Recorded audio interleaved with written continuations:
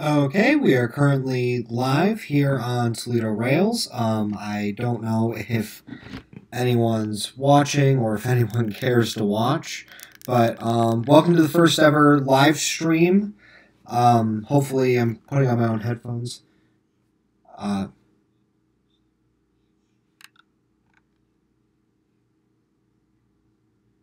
okay, is it possible? I don't know if anyone's in the chat. If you can hear two of me, see if there's any lag. Okay, there is twos. Okay, let's see if this... Okay, did this do anything? There's just one of me now.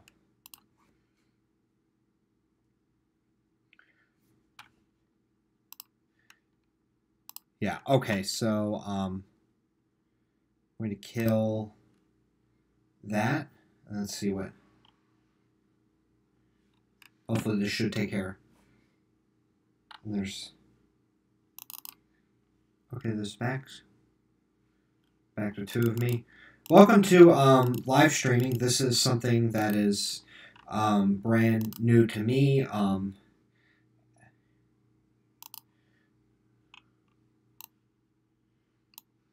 Okay, now if I bring this down, I should be just coming in through Skype. Welcome to the fun of streaming on YouTube. There we go. Okay, that seemed to fix it. Granted, I could see that nobody is watching, but you know, I expected that.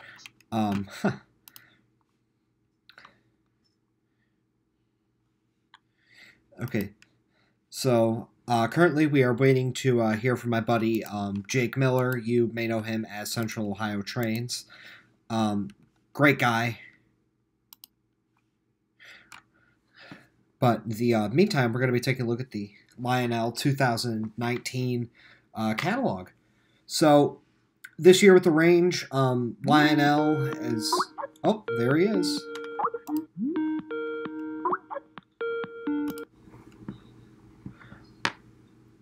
All right, Jake. Hey, let's see if you're in here. I hate Skype. Okay, you should be... What is that echo? I heard echo there for a second. You're sounding fine on my end right now. All right, we're live right now? Yeah, we're actually live on YouTube. This is kind of cool. I've got a train outside my window. It is just two GEs on our usual southbound auto rack. All right. Nothing too fancy. But, so, looks like we got... Oh, now I hear echo. Yeah. CentralOhioTrains has joined the call. Hello, everybody. And my grandpa's calling me, so that means something railroad important. Uh-oh. Well, you can just mute me, then come back when you can if you want.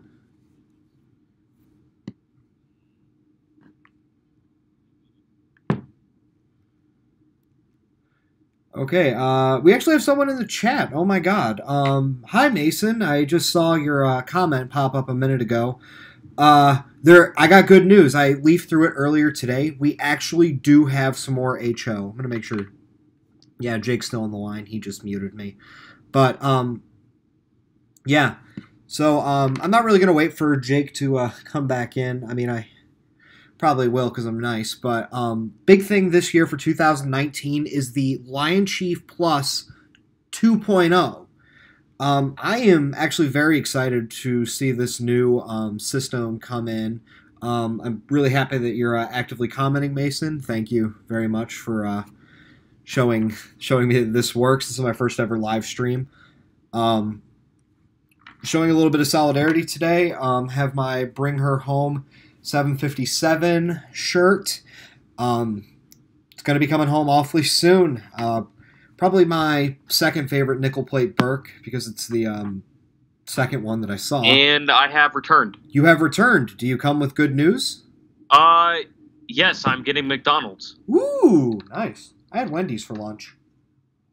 All right. I'm actually going to pull the catalog up on my end. Yeah. You had a chance to go through it? I have not. I've been seeing a bunch of teasers on my Facebook feed today, so Oh, this is great. Hi, Pensy Productions. So, I'm just gonna share our live stream yeah, go right on ahead. Facebook real quick. Yeah, you can do that? Yeah, just drop the link in. Yay. Yeah, but no, the big thing I was just talking about was the Lion Chief Plus 2.0 system that's coming out. Basically, it's the old Lion Chief system that we know and love with the handheld remotes, but this one's going to allow the locomotives to be a little more cross-compatible. Like my grandpa, he has the old TMCC system, part of the original, and we'll be able to run Lion Chief off of the TMCC and the handheld remote. So it's just a way to do a little more cross-platform. I would be curious to see if MTH's DCS system would be able to rig it, but I don't know. I'm seeing this is kind of reminding me of the Bachman Easy app. Yeah, that's what I'm getting, but I don't know. You're viewing this along with me, right? Yes. Okay, so I'm just on page 4. We're getting into O-Scale, and Lionel put the good stuff first with the legacy system. This is where the real money is. This is what I cannot afford, but this is what money many of us can't afford. It's just stuff we can sit and dream we had. Oh yeah, like probably the one product I'm very interested in, leading right off the bat with them going into the Norfolk and Western J class, is the American Freedom Train paint scheme. Ah, yes, this is one I was looking at earlier. This is one of the things that I was most directed about. Because I'm a Norfolk and Western fan, nowhere near as much as I am Pennsy fan, but what I could say is that I'm really appreciating what Lionel is doing with the locomotive and what a lot of people don't know is that, as it says in the article, it was going to be the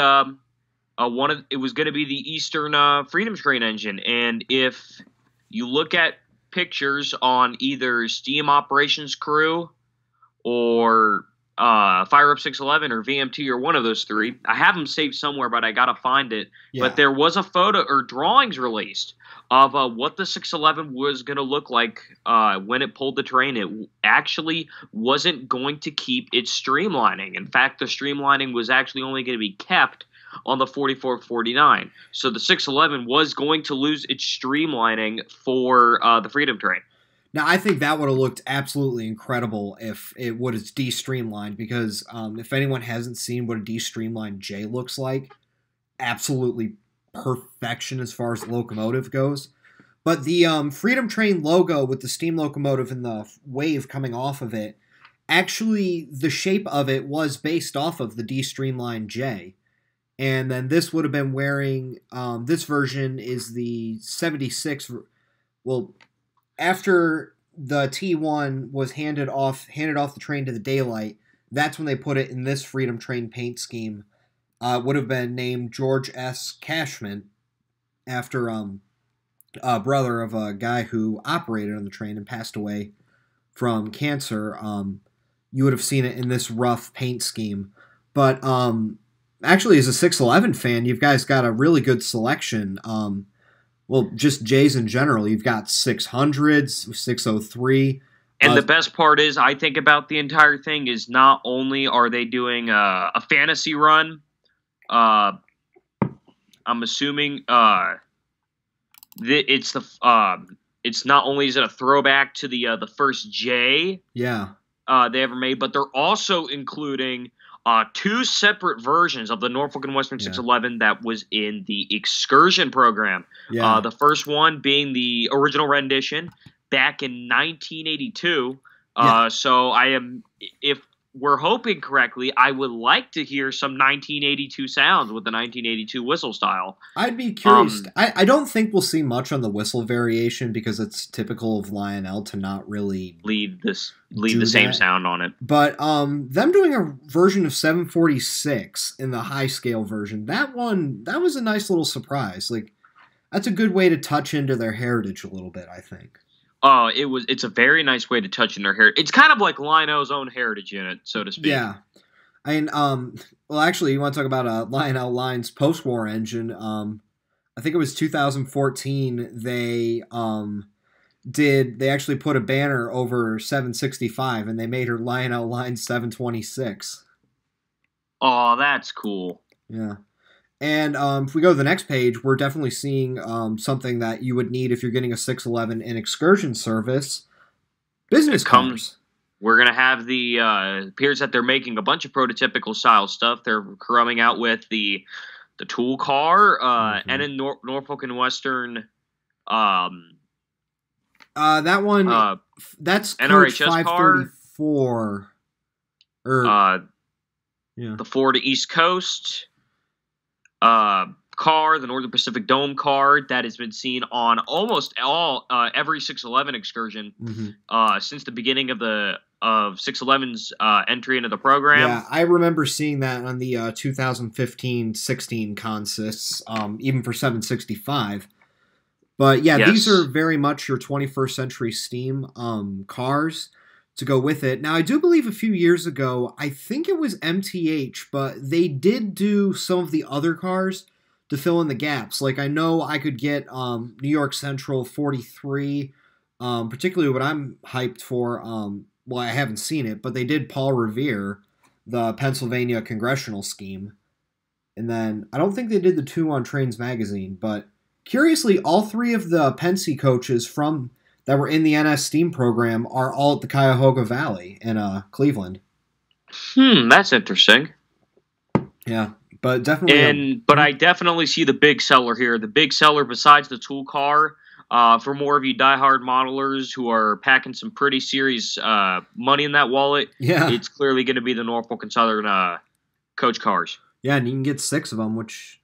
That's not a bad deal. That's pretty darn close to half the OCS. Yeah, I believe those are the ones for the Steam. I believe the full set is somewhere around 18 cars, and that's a pretty big business train. Yeah, I've seen it many a time. I can say and then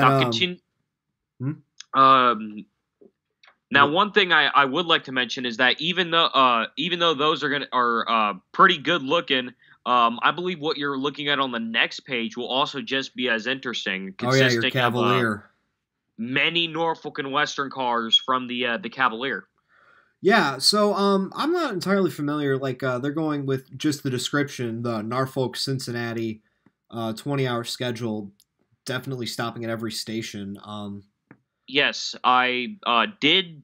I have chased 611 on a portion of the Cavalier route. I chased it from Lynchburg to Petersburg back the last year they did it, which was 2017, which coincides to the last year that 611 ran. And it was a very scenic route, so I could see why this was one of the Norfolk and Western's most popular trains. But the big thing that separates between 2017 and 2019 is that all the Norfolk and Western signals have unfortunately bit the dust. That's a shame. In fact, one of the spots that I shot at just by accident by pulling off a highway, those signals, no less than 2 weeks later, they were gone. Yeah, we've had that go on the Chicago line. Now, one thing I've seen just as a very casual N&W observer in archive footage, that there was a lot of run-through coaches and certainly mail cars from the that Pensy. Would more coincide with the railroad. A bunch of passenger trains wouldn't just stick on one railroad. They would always go through possibly through another railroad. Like the biggest example here is the Norfolk and Western's Tennessean. Yeah. It would run on tracks of the Norfolk and Western and the Southern. So it was very common to see Southern cars mixing with some Norfolk and Western cars. And I can't remember the name of the train exactly, but there was another train that ran into Pennsylvania and connected with the Pennsylvania Railroad. Yeah, that's what I'm wondering. That's what it went. Every once in a while, you would see Pennsylvania Railroad cars mixed in with some... mixed in with N&W. Because I'm looking at RPO Coach 96, and that reminds me a little bit of a Pensy mail car, but that might just be the straight-on case for like the B60s, because that's what I immediately go to. Oh, I was thinking more of the one we have back at the museum, but oh well. Oh yeah. Well, if they ever do a run of that, that'd be nice. And we have done runs of the past. Yeah. 2015, we done our RPO days. Ooh, I'll have to come down for that. Another our historian, which has a YouTube channel at the Ohio Railway Museum. Her channel's CSX Girl 822. Shout out to her. Go give her go stop by her channel, give her a subscription. Yeah. But eventually I'll have to talk to her about it. But I'd like to see the footage we have of our September RPO days with 7178, our diesel on one end, and our steeple cab electric on the other end. Oh yeah. So moving on. Like to see. Moving on. This is a locomotive that I've always wanted to get a model of an HO. Certainly not O scale. It's the Chesapeake and Ohio T1. This is actually the genesis for the nickel plate Chesapeake and Ohio Pierre Marquette, the standard Berks and Canalas that were eventually preserved. Because they took the Texas type here and effectively shrunk it down into a Berk, and that's what made the design successful. Because up until the early 1930s, the original Berkshires were based off of the original Lima locomotive, which you will see an expanded version that has been preserved, Texas and Pacific 610. But these puppies were coal drag locomotives from Kentucky up to my neck of the woods in Toledo. So the the big thing, for those curious and haven't seen the video that was made by Chris Kovacs, with the C&O T1s, was that the original design, what was actually taken from an Erie Berk. What they did was they brought a couple locomotives in for wartime testing, and the winner was the Erie Berk. But in order to get more heavy coal drag and efficiency out of it, they added a bigger firebox and another driver. Yeah, I do believe I can consult my little book here on Lima superpowered steam locomotives. I mean, it's a very attractive design that kicked off the standard Van Swergerin design, but it definitely did take inspiration from the Erie, but. For a bunch for you guys who are fans of the Penzi, this locomotive was actually the engine that was the prototype and eventually the J1A. The J1A, which there are no survivors of each. Well, coincidentally, there is a little bit of a conspiracy theory. We're not going to get into 6435 today. I already spent 2 hours on a call today about 6435 and some abandoned warehouse in New Jersey. I'm not getting into that. Oh no, it's not an abandoned warehouse. No. What happened was that we were talking about that the J1. Yeah. It all started all over this Railway Preservation News article. Yeah. And then on that same article, I found a section there which shows there is a warehouse somewhere in New Jersey that is housing GG1s.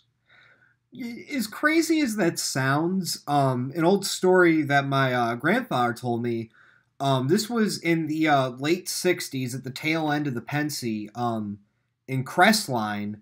There were these old boxcars from the wooden boxcars just sitting off in a siding that they hadn't messed with, and one day they actually bothered to look inside of it, and inside were brand new Model Ts. The rubber had completely disintegrated on the tires, but they found Model Ts just hanging out in the Crestline freight yard.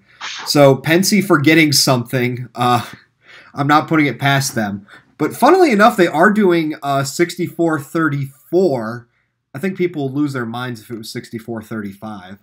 Oh, yeah, with all the conspiracy over that. But one thing before we move on to the next page is something that I personally would like to have now that they're doing it, is that for the 30-20 run, where they're actually having a locomotive when they come in from the factory, they will be customly weathered to sell. Yeah, that's going to be something. I think I'd probably go with a light little road grind if I was to weather, because I like my steam engines clean, but that's just me.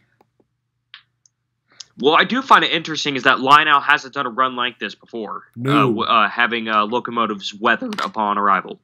No, I will say Lionel's really getting their mileage when it comes to the Texas type chassis, because I had to backtrack a page to cut ahead to the Pennsy. you're getting Bessemer and Lake Erie 643, an engine desperately need of attention. And then I can't really speak to the rest, but they've got the Duluth, Mesabian, Iron Range, Rio Grande, and Chicago, Burlington, and Quincy Texas types. Now, I believe they did have that wheel arrangement, but I don't know how accurate it is to the a somewhat generic Lima design. I'm actually pulling up pictures right now. I know the southern ones. I'm gonna send you a photo, and it's your choice if you want to put this in, if you want to show this in the stream or not. I'm sending it over Skype, by the way. I could try. But that's, if it wants to send. Yeah, it's sent. That's pretty darn close to what Lionel's representing. Yeah, if I could, I don't know how you can pull it up on here. The little tab to the right. A little tab to the right, download file. Yeah, let's see. I was in my downloads. Go to my downloads. Open it up. Yeah, I'd say it's pretty close for the Burlington route. Now the southern one, that's just right out fictional. We took a page from 2716, and here we go. But yeah, as far as the now, I know with a bunch of companies, they like to they'll use the same chassis for many different types of locomotives. I can't blame them. Get your money's worth. But I can't complain for a shot in the bowl for the in the CB&Q market. They got a real nice comparison. All that was really missing is the Mars light that sits above. But other than that, you have yourself a pretty nice identical 210 Ford. That's one locomotive, well, railroad in general, that I think is horribly misrepresented in the railway modeling scene. You do not see a lot of Burlington route models, and that's a shame because the Hudsons and the Northerns I've got an extreme soft spot for. Just like my other soft spot, if there's one thing I love probably as much as the Berkshire wheel arrangement, it's got to be a New York Central Hudson. And they're doing 5405, which has always been a little bit of a favorite of mine. Especially in its builder's photo incarnation. Like, I love that.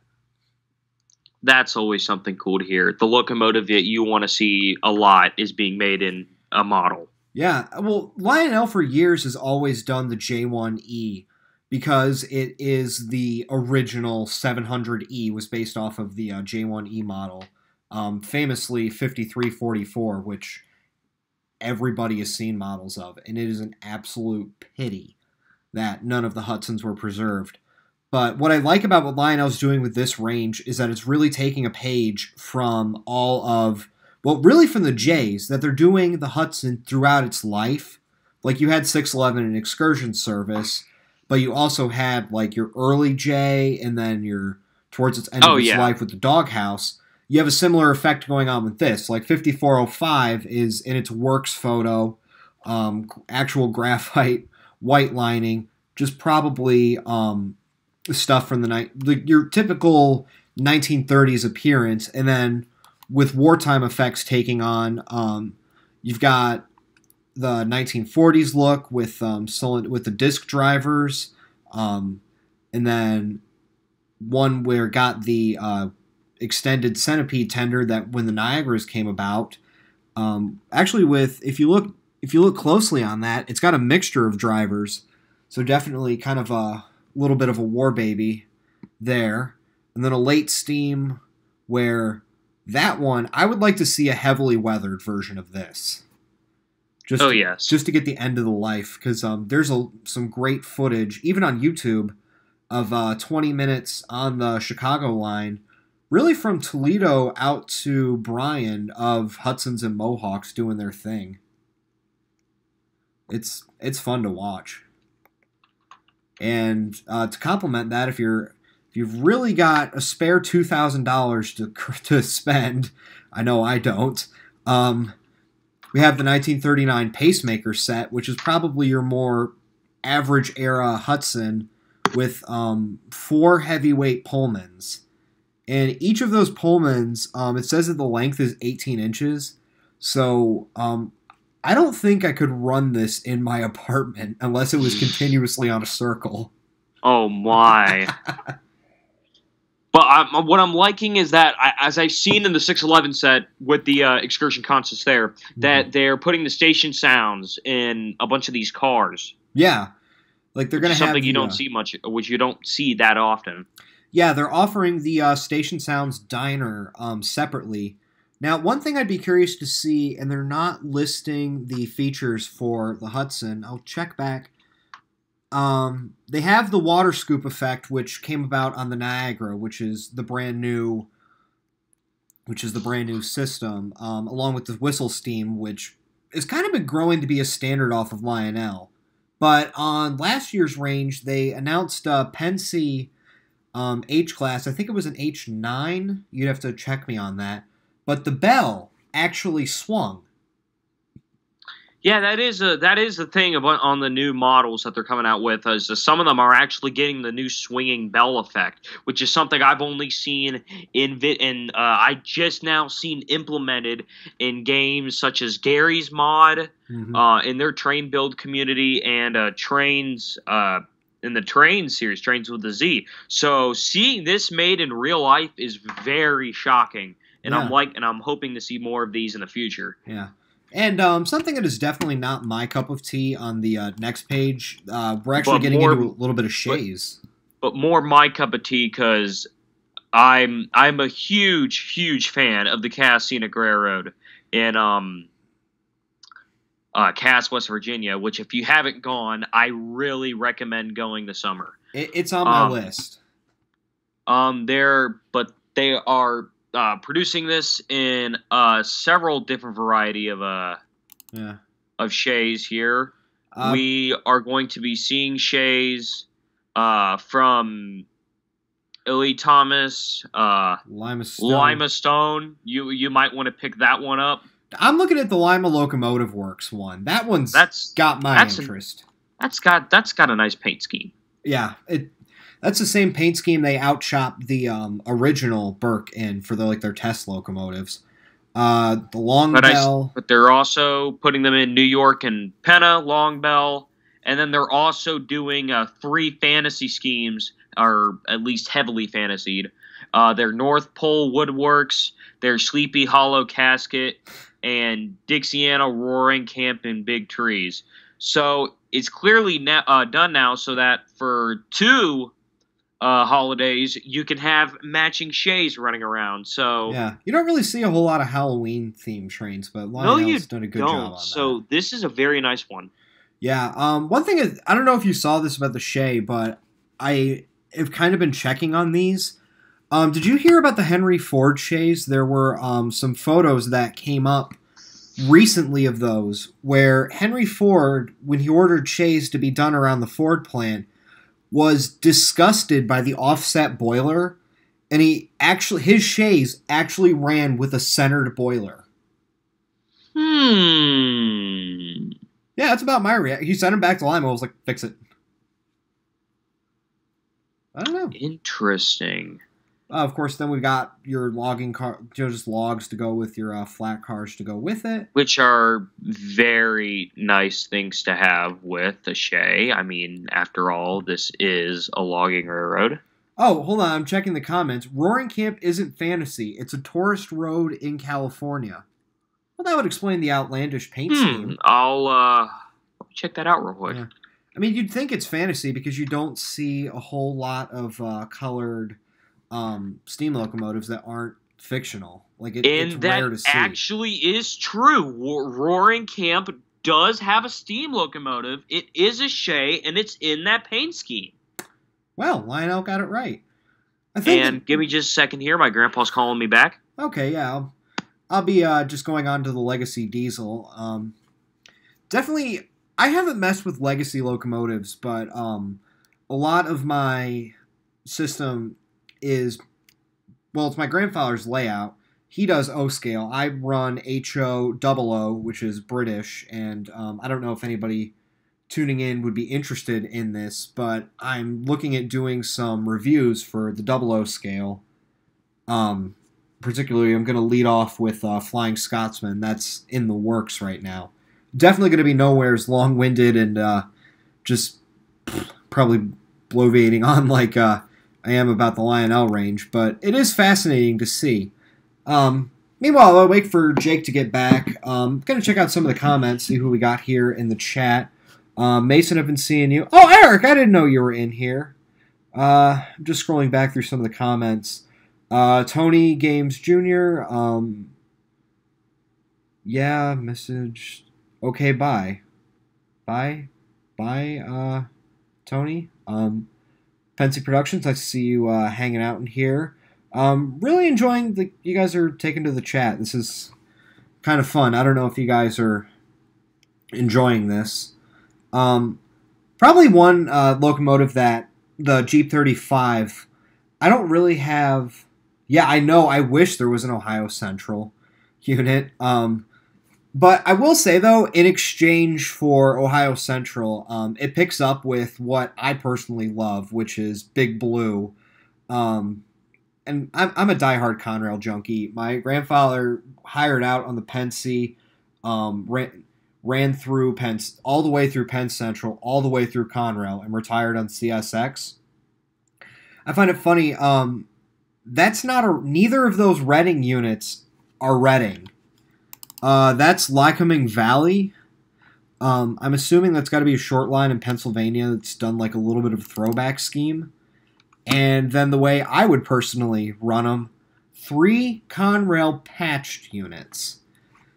It seems crazy, but when you look at the 3, well, really the early Conrail era, and we think back to the road switchers that you see in your yards today of NS and CSX 4-axle Jeeps, those were mainline engines. Like, it's very weird to picture them on hotshot males, but here we are with a bunch of Jeep 35 range. Sounds like you're back, Jake?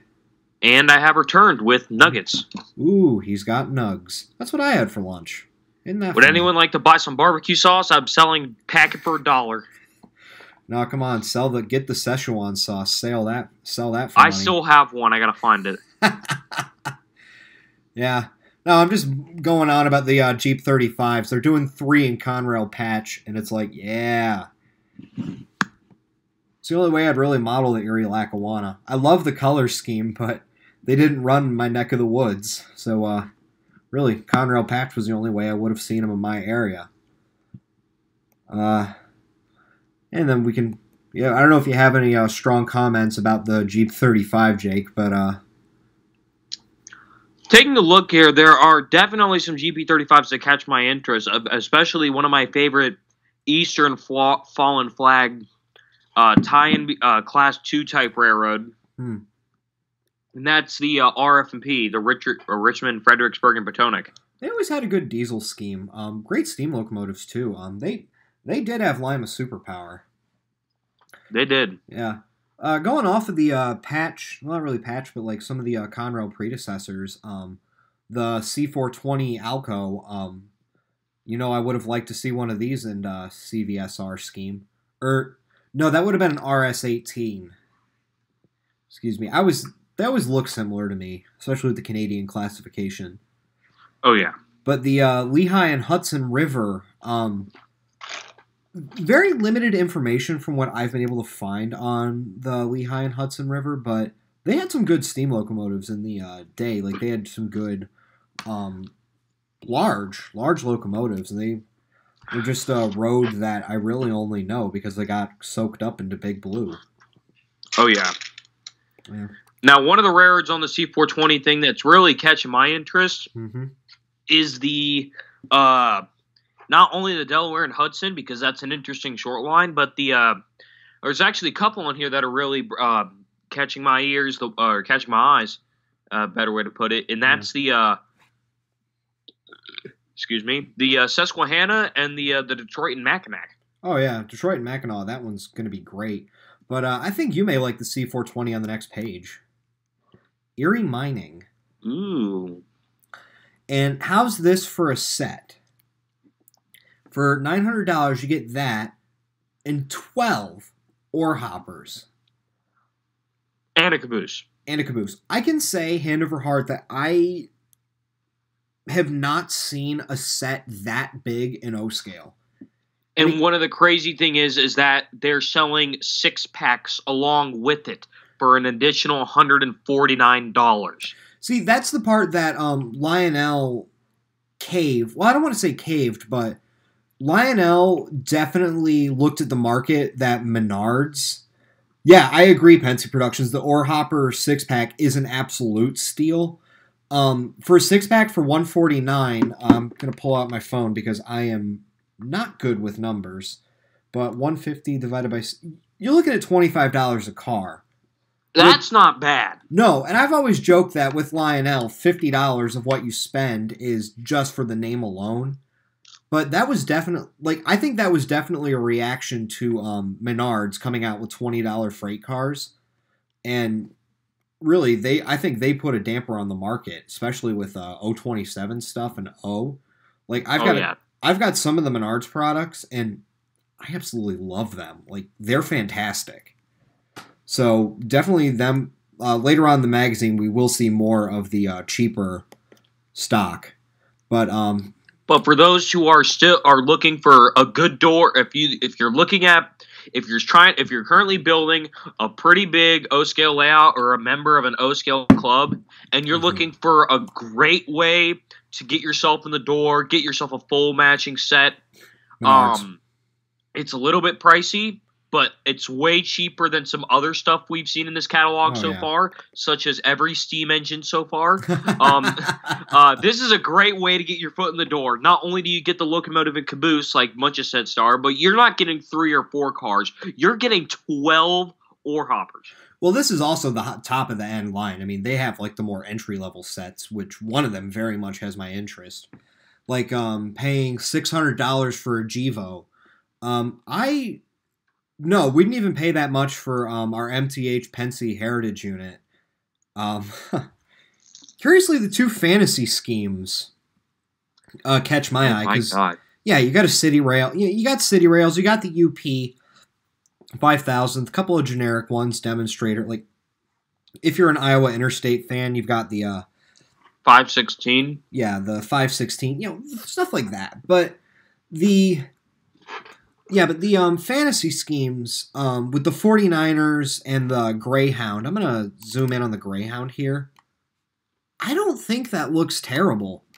That's something I'd very much see Union Pacific doing. And I've always thought the Greyhound scheme, particularly, it's one that could translate well onto a diesel. And I think that definitely does it. Now, the 49ers scheme, I think, is in similar vein, but... It just looks odd. It's better than some. They did a full-blown Hiawatha scheme on Milwaukee Road 260. Oh, you did something. At least you didn't say what I thought you were going to say. What? We don't discuss the Challenger. Oh, yeah, I forgot about...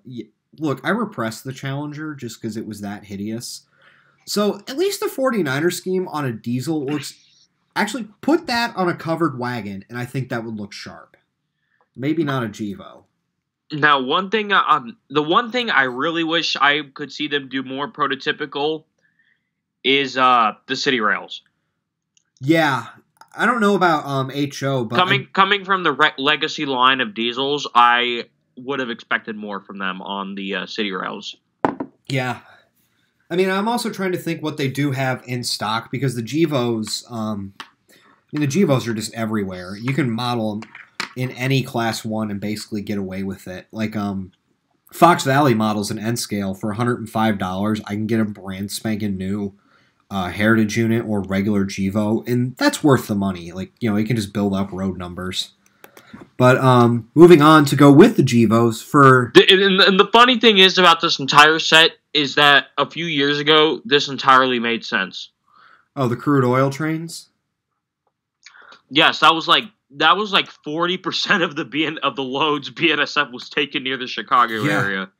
Oh, that was the beauty of the crude oil sets, though, is that really, if you needed something to run heritage units on, like clean heritage units, oil trains. It was the tanker trains.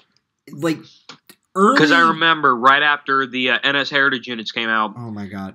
They were on that. Trains. What was that? That 64R and 65R trains going back and forth on the Chicago line. It was just absolute madhouse. It was nuts. For heritage units, and it was hilarious because they would go disappear up into like Minnesota, North Dakota for like a month at a time. I remember when the original Norfolk Southern Heritage Unit went disappearing for almost an entire year because it was out with BNSF in the Washington area. Yeah. And it eventually came back, and BNSF just trashed it, I heard. Yeah, it was one of the most dirtiest locomotives on the NS roster. Yeah. So something tells me they were using it in helper service a lot. Yeah, especially in those days, you did have a DPU at the rear of the train in addition to a buffer car. So they definitely had them in mid-train DPUs as well, because that's when they were just starting to test out. But I remember, especially, I think it was 2014, there was a period of irony where all of the northern heritage units, basically all the Conrail predecessors, were down south in coalfield country, and we had the southern units. It was really weird. I remember a tale that there was an unnamed rail fan was down in Bluefield right around the time the heritage units were brand new. Mm-hmm. Excuse me again. Oh man, excuse me. Nice. Hello. But anyways, he said from several sources he had seen 5 of the 20 heritage units in Bluefield all in one day. Oh yeah. No, there was like 5 of them rostered in Roanoke at one point. It was ridiculous. When they were new, not only were they just running around and like being stationed in groups, but they were paired together a lot. Mm-hmm. Now, moving on next, this is something I would normally not expect, but this is actually shocking. A Long Island set. Long Island is a railroad that has been really underrated, and it's been morely shown with the Penzi 460s, especially since the K&L, since Steve and the K&L team released that 7 years ago. Yeah. But to see a semi-modern style Long Island set that comes with what appears to be, it appears that everything is sold separate in this set. I mean, Long Island, I would say, is definitely a little bit of a niche market in New York. To answer your question, Eric, like definitely, they ran dual control, long hood forward or whatever with like some of the Alcos. But as far as the covered wagons, like it's more of a niche market. But anyone who vacationed in New York, it would be of interest to you. It's one that I think is interesting. Like, I've got family in the New York area, and I haven't visited them, but, you know, seeing them get a little bit of a shout-out with the Long Island market, and even, I believe that's Metro North patched. You know, just something to go with. But if Lionel did more FAs or even Canadian FPAs, that would be great. Well, your wish is kind of granted on the next page where... Yeah, but you know what road I want. If we're doing FPAs and FAs, you know what roads I want. Conrail? No, give me the Valley. Oh, yeah. Give me the Valley. Give me the Cuyahoga. That is something a lot of people have been wanting, and it hasn't been answered yet in any scale, which is kind of sad because the Cuyahoga Valley Scenic Railroad, based out of Rockside... or Fitzwater, Ohio, in the Cleveland-Akron area, is one of the most beautiful and popular tourist railroads in the eastern United States, and they haven't gotten nearly as much recognition as they should have. I have messaged Rapido in the past about doing that. Well, not so much them doing that, but I approached them almost directly about Just 800, which was an FPA stroke 4 with B&O scheme. And they have an FPA, FA, B&O, and an FPA4. So it's like, okay, just take the B&O scheme, paint an FPA4. Like, that would all you need to do. Like, I'm just checking the comments, and, Napa Valley, Grand Canyon. Oh, yeah. I mean, those guys are CN and VO rail fans, so they're rarely probably going to, like, they'd be hesitant to stray into some of the tourist lines, but there's definitely a market for it. Like, that would be a major, like, the CVSR alone, major hit. Napa Valley and the Grand Canyon, you've got West Coast rail fans covered. Like, I think they could make a big splash with it if they took a chance on some of the tourist schemes. Totally. And a bunch of these schemes that we're currently looking at right now, there are a couple of interesting ones, especially the top two. The demonstrator. The Alco GE demonstrators. Yeah. I like the super base version of the B units. I'm like, you have my interest? Yeah, so the pretty good looking engines right now for pretty good deals. Yeah. And moving on, we have a Kanye locomotive. Huh. Get out of here. That's a crappy bipolar joke. But we have the Milwaukee Road bipolar electrics. There's actually there's only one of these surviving today, and if you wish to visit it, when it opens back up for their summer season, go check out the Museum of Transportation in St. Louis. The last of these electrics is there. Oh, that's where it is? That's where it is, and I believe it's in the paint scheme that E4 is in the bottom left. Oh, there we go. They got everything down there. Like, I always thought you were going to say Illinois because, the Milwaukee Road ran up there. But, Oh, yeah. Then again, they have 2156. And a nickel plate Hudson. This is this appears to be the most expensive electric or diesel or anything related to that. That's not a steam engine. So prices are going up again. Well, yeah, but also look at what you're getting. I mean, this is not your GG1 where it's one molding. I mean, this thing, for tight tolerance curves, like, it's 3 separate units. You have both cab ends and then the middle unit. Oh, yeah. So you're definitely, like, for that articulation, it's going to be tough. But they're doing a few fictional schemes with it. Now, yes, they are doing Great Northern, which is one that actually kind of makes sense because Milwaukee Road and the Great Northern did run in the same territory, kind of. So that's a very nice scheme to see around. Now, I'm just checking for accuracy's sake on this. Like, New York Central and New Haven, absolute fictional. But the Pensy is a very interesting what if. Because I do believe they tested something similar to the bipolar locomotive. Because the Pensy, when it comes to electrics, they have a very interesting selection of one-offs. I do think the bipolar is not in trains. No, it's not, but you do have in a new era, you do have a few. You have the Little Joes. But the Pensy Fantasy unit, I welcome it. Oh, I welcome it too. It's not that bad looking of an engine. It's the New York Central engine that kind of has me questioning life, so to speak. Look that bad. I've seen worse. Yeah. Challenger. Yeah. Now on the next page, a completely fictional, and I think this is Lionel's. How MTH does reproductions of the tin plates, this is what I like about Lionel. That they have an original tin plate locomotive, which they did basically baby bipolars in the early years of standard gauge, and they did Pullmans with it and made it into a set. A complete set. It's kind of like the same idea as the what was the set?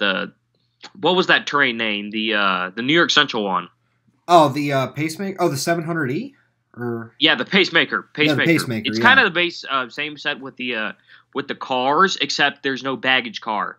And for the main reason why is that they never did really make baggage cars for these set. You could go buy add-on baggage cars, but normally the trains didn't come with those on the add-on sets Yeah. for the main set, so you'd have to buy them separately. Yeah, now with Lionel's new range, I think this is definitely a nice little touch. They do offer the baggage car, and I believe, Station Sounds Diner for Michigan and North Carolina, Lionel's former headquarters in North Carolina, and then Michigan, where they're currently based out of. So it's a nice little touch for them.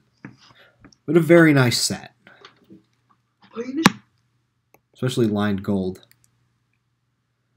And moving on for somewhat affordable, I guess you could say, motorized trackmobiles for Bethlehem Steel, Burlington Northern. This would be definitely something for small-scale niche modelers. They are accurate, but they are tiny. Well, yet again, it is a trackmobile. Yeah, but it's also $350. I don't know. That is something you really don't expect. Yeah. To cost that much. I bet the thing's got good. It's probably got a solid motor in it, though. And probably got some good rail sounds. Yeah. I mean, I don't even know how you could fit a speaker in that, but definitely you would be surprised. Oh, yeah. Well, for tight clearance switching, this is ideal. Yes. Moving on to the next page. This is where we're kind of getting to the rolling stock of things. For the high-end stuff. We have a bunch of tank cars, which this is kind of some good things if you're looking to add on to that BNSF set we saw earlier. Oh, yeah. It would go well with any ES44 AC that runs with tanker cars. And then the box cars, we're going to have some older style 40-foot cars. I'm noticing how they're coming in with freight sounds, it's kind of like the freight version of the station sounds in the passenger cars. Yeah. Which is, I think it's welcome. Like, I would definitely take a version of this without the sound. It would probably be half. Like, yeah, they're $135, but you get a variety of sounds. Like, to plug another YouTube channel, Eric's Trains, which he's now writing for O-Gauge Railroading Magazine, which is a very nice addition for him. They are, they did it with the reefers, and, like, they do have a nice little squeal to them. Like, they'll do, like, flange squeals and whatnot, so it sounds like they're riding a little rougher and getting hot boxes. Oh, yeah. Hopefully your brand new Lionels are not, but your post-wars, well, my post-wars have ran hot. I'll say that much. But definitely going on with the expensive rolling stock. Like, these are the expensive. This is true 148 O scale, minimum 031 curves. Like, a 50-foot bulkhead flat car and any of the hoppers here, $100 a throw. Now, these are the cheapest things we've seen in this catalog so far. And these are still doing these are very well detailed. I'm liking the Milwaukee Road one a lot because it's weathered. It's weathered and it's got graffiti and it's marked for Detroit salt. And that's pretty much how we would see a Milwaukee Road today. A friend of mine is watching the stream. He just sent me a message with the Lionel 10-plate bipolar set. It says, I need it. Honestly, you're not alone there, man. I'd kill for one of those. Those things are very nice sets. Yeah, definitely going with the expensive. We're getting a little cheaper. We have $90 hoppers. Oh, man. Yeah. This is just the gift that keeps on giving. Oh, yeah. Then we have 40-foot flat cars with Sherman tanks, and I'm like, oh, God. I don't know if he's watching here.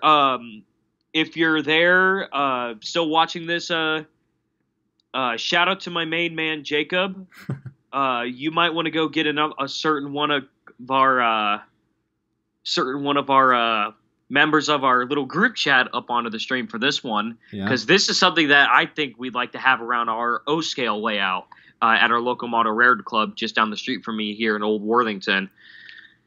Especially the Pennsylvania Railroad set, considering the former Pennsylvania Railroad is literally right outside. Oh, I would wait just a little bit on that. I wouldn't jump the gun on that Pennsy Sherman tank just yet. I know it's... I see the word Sherman, and then I see something that's on pages 88 and 89. I'm not saying... There's some foamy stuff coming up here. Oh, yeah. But I'm liking the rounded cylindrical hoppers. Those are very interesting hoppers. Dime a dozen, you need them. Same with cabooses. Anyone needs a... Hey, I can never have enough. I believe the proper term is caboose. Or I've heard cabin cars, cabooses. Cabin cars, cabooses. Who knows? But one thing I am noticing is that there is a end of the line caboose in the bottom left. So for one thing, you would have a matching caboose to go with that Shay that we saw in the beginning of the catalog. And it's road number 1313. Oh my! I appreciate a good pun. And then you have... and then also I noticed in the bottom right that they're doing their own Lionel Lines caboose. This is one of the few pieces of official Lionel merchandise, so to speak, that we're actually seeing in this catalog. Yeah. Now, one thing I find funny about the Norfolk and Western caboose, I don't, like, this is if I got the model, I've seen more of those on display than any other caboose. Like, oh, we got a caboose to put in a museum. It's an extended vision Norfolk and Western caboose.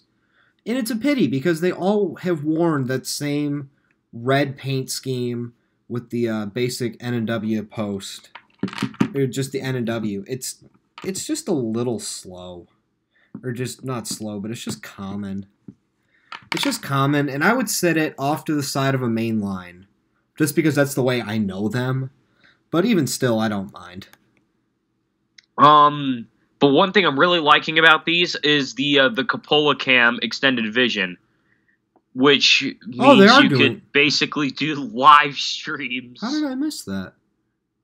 I don't know how... live video from the conductor's vantage point. That's kind of interesting. Okay, so I can't believe I'm stupid enough to not read the fine text on that, fine print on that.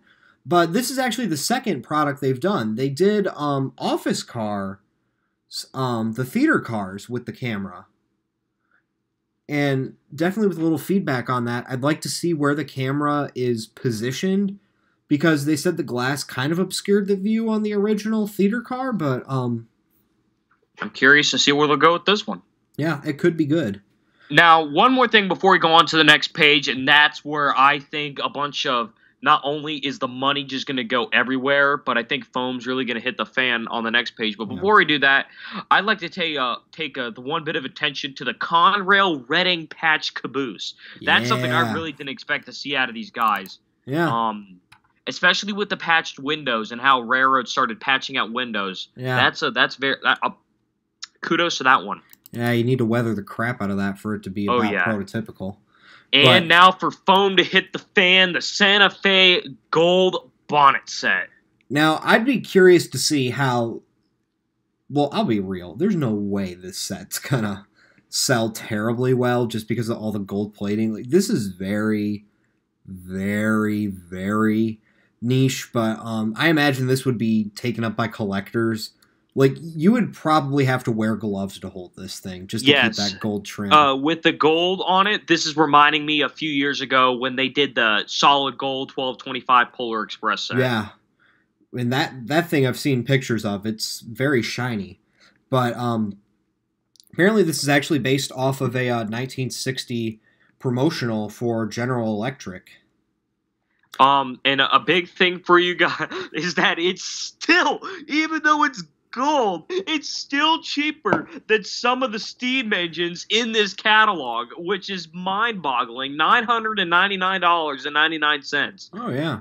This is shocking. I'm expecting to see a little more of a price thing in this, but no, it's still under the $1,000 range, or more at the $1,000 range. And considering you get 3 coaches and a baggage car with it, it's actually not a bad deal, but you'd have to run it. It's an absolute unit, and definitely take care of this one. And if gold passenger cars still aren't enough, if you look on the next page, we have a bunch of add-on Santa Fe rolling stock.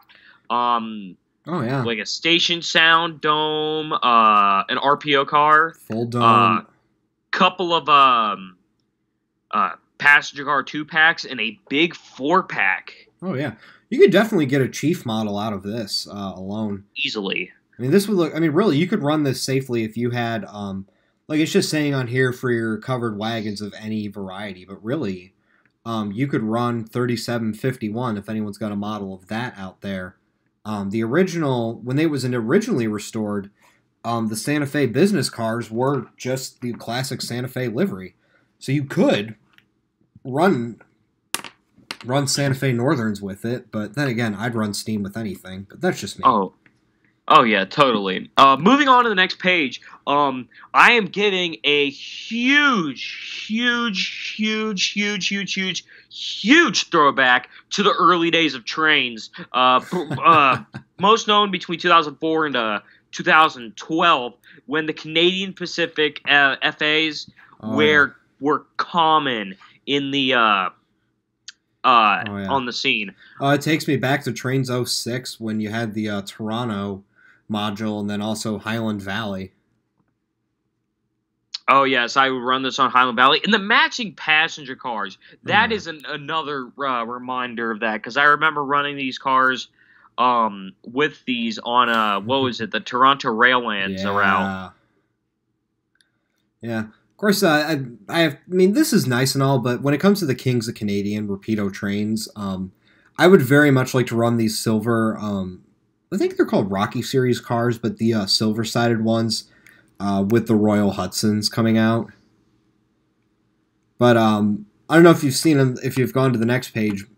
On the Defense Special, this is interesting. So November 10th of 1941, 3 8-car special trains left D.C. on national tours to promote thousands of items that would be needed to support the massive war effort that was feared soon to come. I gotta give them credit on foresight for them thinking that one through. But yeah, no, definitely. Especially this year being the 75th anniversary of D-Day, World War II is on a lot of people's minds. So it's certainly something to go with and model. Probably something that I had not heard of prior to this. But it's certainly definitely something that if anyone runs World War II era stock, this would be something to see. And even if the colors don't match exactly, this would be some perfect stuff to add on to your American Freedom Train. Oh, yeah, absolutely. Now, I as much as I am enjoying the REA cars to the right, the big thing that is catching my eye is what I'm seeing in the bottom right, the Union Pacific Excursion sets. See, now I do believe that they didn't have the time and when they were developing this range with the passing of George H.W. Bush. A lot of companies have announced new versions of their Excursion cars and their 1943s and 4141s. I do believe Lionel announced a restock so they wouldn't feature it in here. But I'd be curious to see what cars will be added to the consist or are featured there that were in the funeral train consist. And if you don't see it then, you're going to see it this summer with 4014. Now, a big thing that a bunch of our Eastern guys, such as me and you especially, have much more appreciation for the for these cars now after what happened this summer. And now for a lot of you guys who don't know about all the Eastern hype that happened over the summer, not one, but 2 visits were made by UP 1943 in the business train set. Yes. The first time they went out for a trip to New York, and that became a total madhouse with New York rail fans. Well, not even New York rail fans, Chicago line, we got screwed that day because they were just dogged with delays in Chicago, and it was supposed to be early evening when they were coming into Toledo. They came in just shy of midnight. Yeah. Because I was set up in Wauseon waiting on him, and we left at around 6:30 after being up there for about 5 hours and hearing that there was no way we were going to get. So we left around 6:30. 2 hours later, the train was in Waterloo. So, and by 10, it was in Wauseon, and like 2 hours later, it was getting out of Toledo. It was like something crazy, but Yeah. But I did the smart thing on the return trip, and I went and set up at a little railfan town called Alliance. Yes. It's a little town on not the Cleveland line, not the Chicago line, but more the Cleveland line, coming up from the big triple track Pittsburgh, Maine, and out of Altoona. Yeah. I just checked the comments. They just said, "Can we get an F in the chat for Chicago foamers?" Big F. But a big thing was that the people who got extremely lucky by a long shot were people in Berea, because it barely made daylight, and they got there in daylight, which was very shocking to hear. Yeah. But by all means, after this past year, we have including the George Bush, the funeral train, everyone has now regained an appreciation for these UP passenger cars. Oh, yeah. So this will definitely be a set I'm looking at getting in the future. Yeah, I'm definitely thinking about modeling it in N scale just because. But moving on back to my East Coast routes, we have the Southern Pacific, Sunshine Special, Atlantic Coastline, more Southern Pacific. But I'm immediately drawn to the Jade Green Penn Central. But same. What would you expect? I'm a big Penn. I'm gonna get a lot of hate for saying this, but I'm a big Penn Central modeler. Oh, yeah. Even though I've been trying to model Norfolk Southern, that has actually been held back off a lot due to the deals I've been getting on Penn Central era stuff. Yeah, most of my cheaper. roster that I've been collecting is a mix of Penn Central and Pennsy and New York Central items. I just recently went to a train show and picked up a Pennsylvania GP7, which would make a great addition onto the roster. You might as well start picking up N&W equipment and patch nickel plates and Wabash stuff just to go out with the 1970s, late 60s era. And the Sunshine Special is which was a Missouri Pacific train set at the time. It appears that they're doing a run of that as well. So this will be very interesting to see what comes in the future. Yeah, it's one of those sets that I look at and I'm like, oh, that's nice. And then just move on because it's not my cup of tea. And the big things, another cool thing I'm seeing is in the bottom left corner, besides the REA, but the Atlantic Coastline. Ah, the classic purple of the ACL. I was down in Spencer for the big Streamliner event almost 5 years ago now. I'm feeling old now. But one thing I can remember is that even though the Pennsy E units were some of the best there, it was the Southern E8 and the ACL I think it was E3 or E6, one of those two. But it was the Champion, and it was one of the most prettiest locomotives I've ever seen with the purple reflecting. It was great. Yeah, I was upset that I missed that, but I did get to go to Expo 14 at least in Owasso, so that was good. I made my money's worth. Turning the page, we're gonna find Southern, which is a very nice addition because now people will finally have some cars to go along with the Southern 2716 that actually came out in the beginning of last year. Oh yeah, well we'll have some additional Southern cars, and to even go with the 210-4 that was mentioned in the beginning of the catalog. Yeah. Now I don't know specifically if any of these were Southern Steam Program cars, but they definitely had baggage for display and open air riders. They definitely had Pullmans. The observation car is not Lookout Mountain, which I've seen people use an HO scale, the old Rivarozzi observation cars to do models of Lookout models. I do believe they did the Crescent a few years ago when they did full-blown PS4 models, but which is weird because I said PS4 and I pictured a Crescent green PlayStation 4, showing my age. But one thing I'm also noticing is something in the bottom right. Along with the Southern Pacific cars, I've noticed a few honor cars like join the Army and stuff like that. But the one thing I'm seeing is the Fly for Navy car. That would look good with the World War II D-Day cars that we saw earlier in the catalog. Now, curiously, the Fly for Navy, actually, that one, I don't know about the other two, But I can say the Fly for Navy and then a Buy War Bond similar motif is available on Trainsforge. These were very much real coaches, and I almost wish that Lionel would sell just those 3 as their own pack, because I would be interested in that alone, not so much the other Pullmans. Oh, yes. Turning the page to what seems to be the most craziest 2 pages in the entire catalog are... Where do you start? That's the question. Let's start at the top right. Givos. Let's get the concerning stuff out of the way first before we go anywhere. Okay.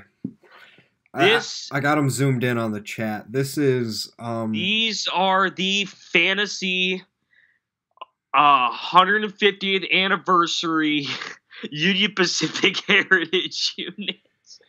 If there's one thing I will say in somewhat support of the idea, is that 1800s, particularly 1860s, really through the 1800s, lining on steam locomotives, particularly 440s, are very, very elegant and ornate. But to see that on a Gevo, like, there are some decisions that I question. Like, the blue and the red and the maroon and gold, I get. But why you would have the nose of the locomotive be the smokebox gray confuses me. Before I get on what I was going to say right after, which was going to relate to the smokebox thing, but a friend of mine just sent this. You may not like it, but this is what peak performance looks like. Oh my god. This is your railroad on precision scale railroading, people. Like what they did on the past 2 with the Union Pacific fleet and the Heritage in the Norfolk Southern fleet for the Heritage units. Yeah. Like, they took these schemes. Yes. What they did was that they literally took them off the cab units and they modified them. They went into super detail and they went to make sure that these would look great on these modern day wide cab engines. It was done dead straight. Union Pacific. But they just literally they lifted the paint scheme off of the steam engines and they just slapped them on a Gevo. That's honestly what they did. Now let's look at the steam engines. I hate to be that guy, but yeah. Now the steam engines look pretty darn good. Now, instantly as a purist, they are not 100% accurate. I would struggle to call them 50% accurate. But it's still a good set, especially considering that for what event we're dealing with here. Oh, yeah. And for $550, you get both of those locomotives. Now, I definitely know for a fact that there is no way I'm going to be able to afford the Union Pacific sets of either which. But I do know that after I get my car and I got myself some steady financial income, I'm going to be picking up those box cars. Those box cars would look nice. I have a couple of dealer appreciation box cars. Yeah, I have to pull up Jacob Western Railroad 11's comment. He said, "Missing the white walls on the diesel's not worth it." Not worth it. I think I'd be inclined to agree there. I'm going to move on while my head hurts. But now moving on. Who was the traditional sets? Mason, if you're still here, this is what we can afford. This is what my broke college. Yay! Okay, so now then, Lion Chief Plus 2.0. The YouTube link, I'm not going to play it. Because I don't know what the over-under is on doing YouTube videos on a live stream that's not your own. But Lion Chief Plus 2.0 has me very interested. And especially with the beginning models right now, considering that not only are they're Berkshires. They're the updated versions of the Polar Express Berkshire that we received in the In fact, I'm having flashbacks to the TMCC Berkshires that were made several years ago, and the sounds in those were incredible. So I can't imagine here what the sounds we're going to hear on these models. Well, it's funny you mentioned the TMCC because this is what has me excited. Is that they are backwards compatible with TMCC conventional control. Just to go with some of it, probably the one thing that I have been screaming for with Lion Chief is that it will have the full 4 chuffs per revolution. That is something interesting. That's what's held me off on the Berk because I'm just going to go to the next page.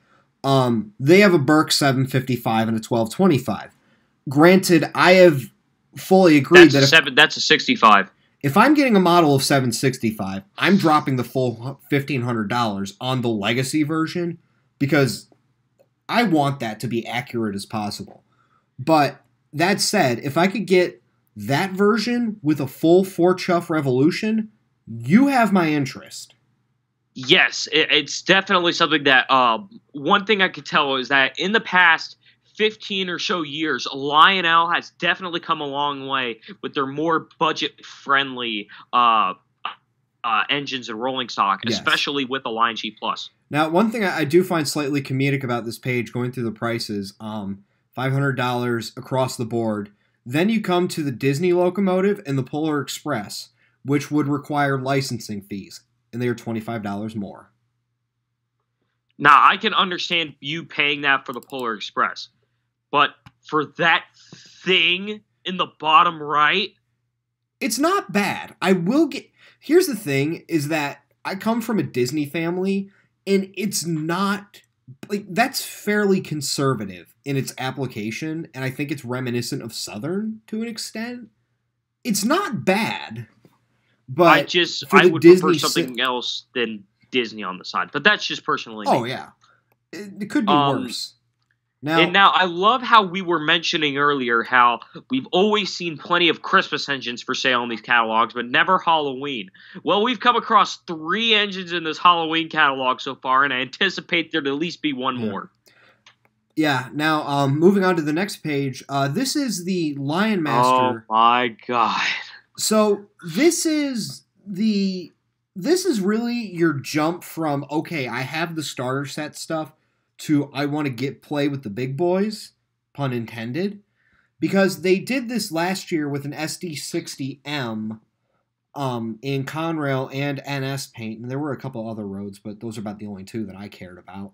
And these are also appear to be backwards compatible with TMCC as well. Yes, but these are the big, like, true O-scale LionMaster, like O-scale, but they run off of the Lion Chief system, so it's the simple control, but it's the full-scale model. Which I can see why, because a lot of people are going to be wanting the big boy now that the return is this year, and it's even a lot of people are going to be trying to avoid it because of the big circus that's going to – not even a circus is really going to describe what's going to be happening out here this May.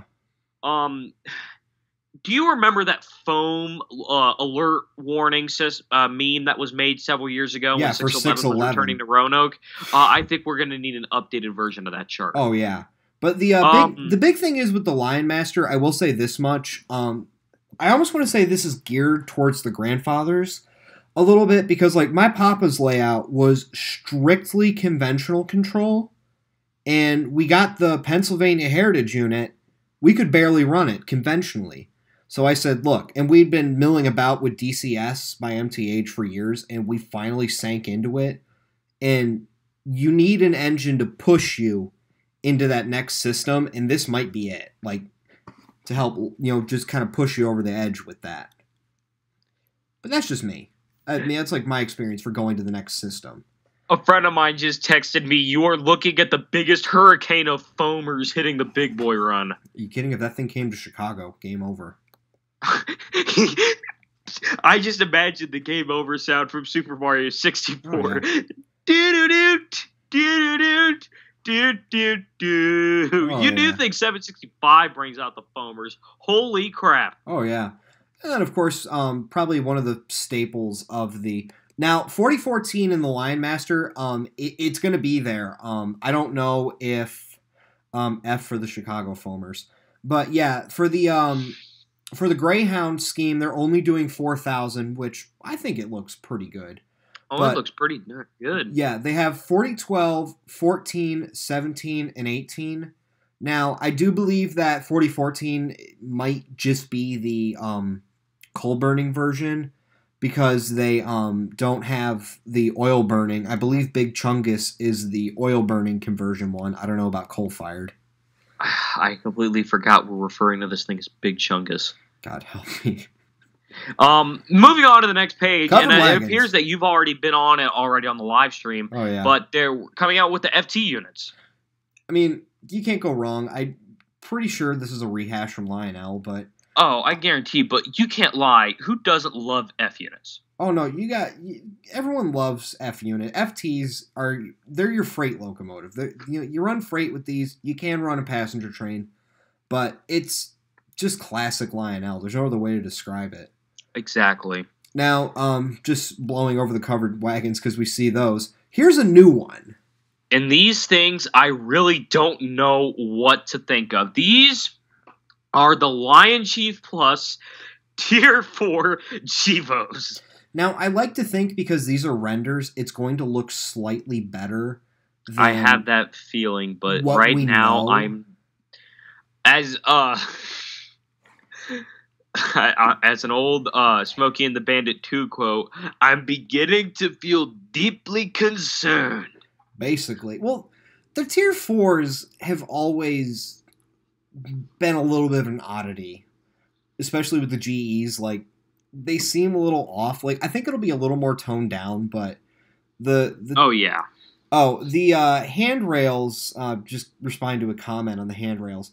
With this being, this is your 027, like the smaller scale ones.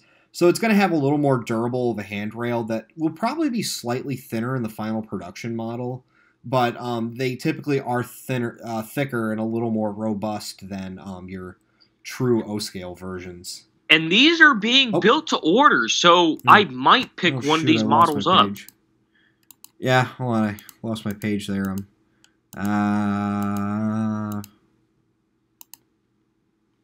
Yeah. I'm gonna moving on to the next page. If you eventually get there, sets. We're now finally getting into the sets, which a few of these have my eye caught. One of these is the Pennsylvania Limited. I'm not interested in the set per se, but I'm very interested in that Pennsylvania Railroad Berg. Completely fictional. However, I do like it.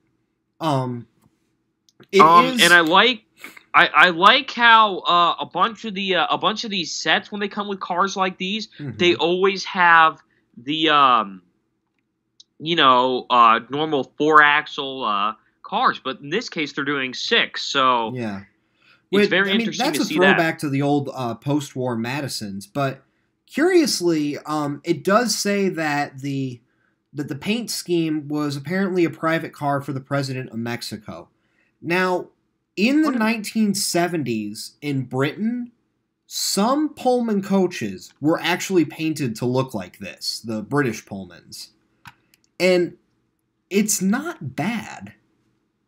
Like, I'm not a big fan of that scheme, but I will concede that it is sharp. But I'm just zooming in on the Pennsylvania Burke.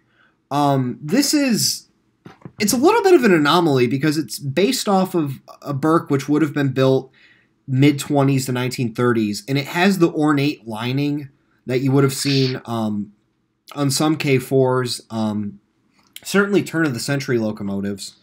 5741, the G-Class in the museum at Strasbourg, is wearing this livery in addition to 1223 and 7002. It looks good, but I don't know about it on a Burke. If that was like just a simple black with Pennsy lettering, you'd have me. If I could see some more like Pennsy style designs, like the raised headlight and the bell being moved around a little bit, and a modified plow, I could totally be interested in picking one of these up. Oh, yeah. Now, one thing I'd like to pay attention to before we move on, because I know what's on the next page, is the usage of the announcement coach. Yeah, the announcement coach, it actually comes with it, which is activated with the dialogue button on a universal remote or Lion Chief app. Which I'm liking it being used on the app, because you can, even though it is not out of scale, but even if you have more passenger section, you can use this car and you can make announcement sounds as you're pulling into the station. Now that's one thing that's worth noting with the Lion Chief Plus 2.0. Historically, with Lion Chief, you get the remote. This time, you don't. They recognize that the remote, while it's nice to have a handheld, we all have smartphones. Our grandparents have iPads and iPhones. It's like, hey, get the set, get the app, run it. And it's like, okay, that makes sense. And which I can 100% agree. Moving on to the next page, I automatically see the set you have been interested in and that you've been teasing about this entire time. Yes, I haven't even gone to it yet because I am that excited for it. Now, I've been looking for an excuse to try out the Lion Chief system, and if I get 4 chuffs per revolution on a semi-scale Burke, you have my interest. You wouldn't be worried about 765. You'd be worried about your second favorite Burke with a matching freight set. I'm wearing the shirt, baby. Bring her home. Good reason to wear the shirt. But what I'm also liking is how they have the brakeman walking on top of the boxcar. Mm-hmm. This is the set that's gonna sink me out of $800. Well, actually $870 because you bet I would get the additional trailer, the piggyback to go with it. But for a nickel plate Burke fast freight set, you would expect 765. No, they're going with 757. Which I can see really good reason, even though 765 has been the most hyped Berkshire since the early 1980s. 757 has probably made the most, even though 576 and many other locomotive projects are going around. Even if 757 isn't even not even been mentioned, barely been mentioned in operational restoration, it is something that has been on the topic of rail fans for the past 2 years. And it's incredible to see a locomotive that was just sitting outside in Strasburg, rotting away, to coming home to Bellevue and looking as great that it hasn't been in years. Now, if I did have one very, very small nitpick, and I can't even call it a nitpick, but I think it was a missed opportunity, it is the bay window caboose that you get with the set, which I'm all about nickel plate bay window cabooses. And you would have liked the caboose that they're currently sending out to go...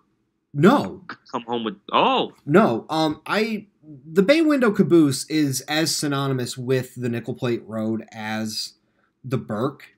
I mean, like, you think Berkshire, bay window caboose, that's your standard nickel plate arrangement. Now, they went with Coach 411, and I've got the Nickel Plate Historical and Technical Society. They went with Caboose 411. 423 is the one at the museum. Ah. They have, that's one of the bay window cabooses they have there. 411 is located in Payne, Ohio, at the Payne Community Park. And based off of a photo, courtesy of the Nickel Plate Historical and Technical Society, is in good condition. But I would have liked to have seen the Mad River Nickel Plates 423 to go totally, with it. That would make sense. But even still, that's a nitpick. It's just a tiny nitpick. Other than that, it's a fantastic set. If I had the money, I would really pick one of these up. And that's one of the things that's interesting to say about the nickel plate with how forward they are, is that you've got your standard. This is about as standard of a page you could get with it. Like, I cannot praise this entire setup because the piggyback with a 700, it's prototypical. The nickel plate was forward enough to do to do piggyback service early on, well, in the 50s, to where you could see those behind a 700 highballing down the main, in addition to your reefers for your meat trains and then your just generic boxcar. It's something I very much am welcoming. Like, I don't be surprised if you see me with this set, because oh, I know I won't be. Yeah. I love now, as much as I'd love to stay on and just continue talking about the set, we're gonna have to move on. Oh yeah, this is why I told you to wait.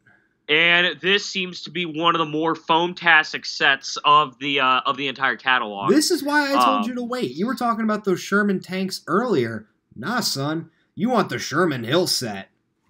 And it appears that this set will be coming with the Union Pacific Big Boy. The LionMaster Big Boy. Flat cars with Sherman tanks on it, and a Union Pacific caboose. All part of the LionMaster Lion Chief Plus 2.0 set, which is something big that is going down. I love the description of it as well. It's certainly, Lionel got punny with this one. The Sherman Hill LionMaster. Sherman Hill takes on a double meaning as Big Boy 4004 conquers the grade with a load of Sherman tanks headed to port for the war effort. This stunning new set includes a LionMaster Big Boy, able to run in conventional, TMCC command, or Bluetooth control. 4 scale flat cars loaded with 148 Sherman M4A3 tanks and a CA-3 caboose. Additional flat cars available separately to expand your consist. Despite its massive size, everything in this set can navigate 031 curves. That's shocking for a locomotive as big as the Big Boy. Conquering... it's going to look silly, but I don't doubt that it could do it. It's going to look silly, but I don't doubt that people with small layouts are going to pick up this set. Yeah, they may have to modify some overhang to go with it, but... Oh my god. Yeah, no, that's the set you want.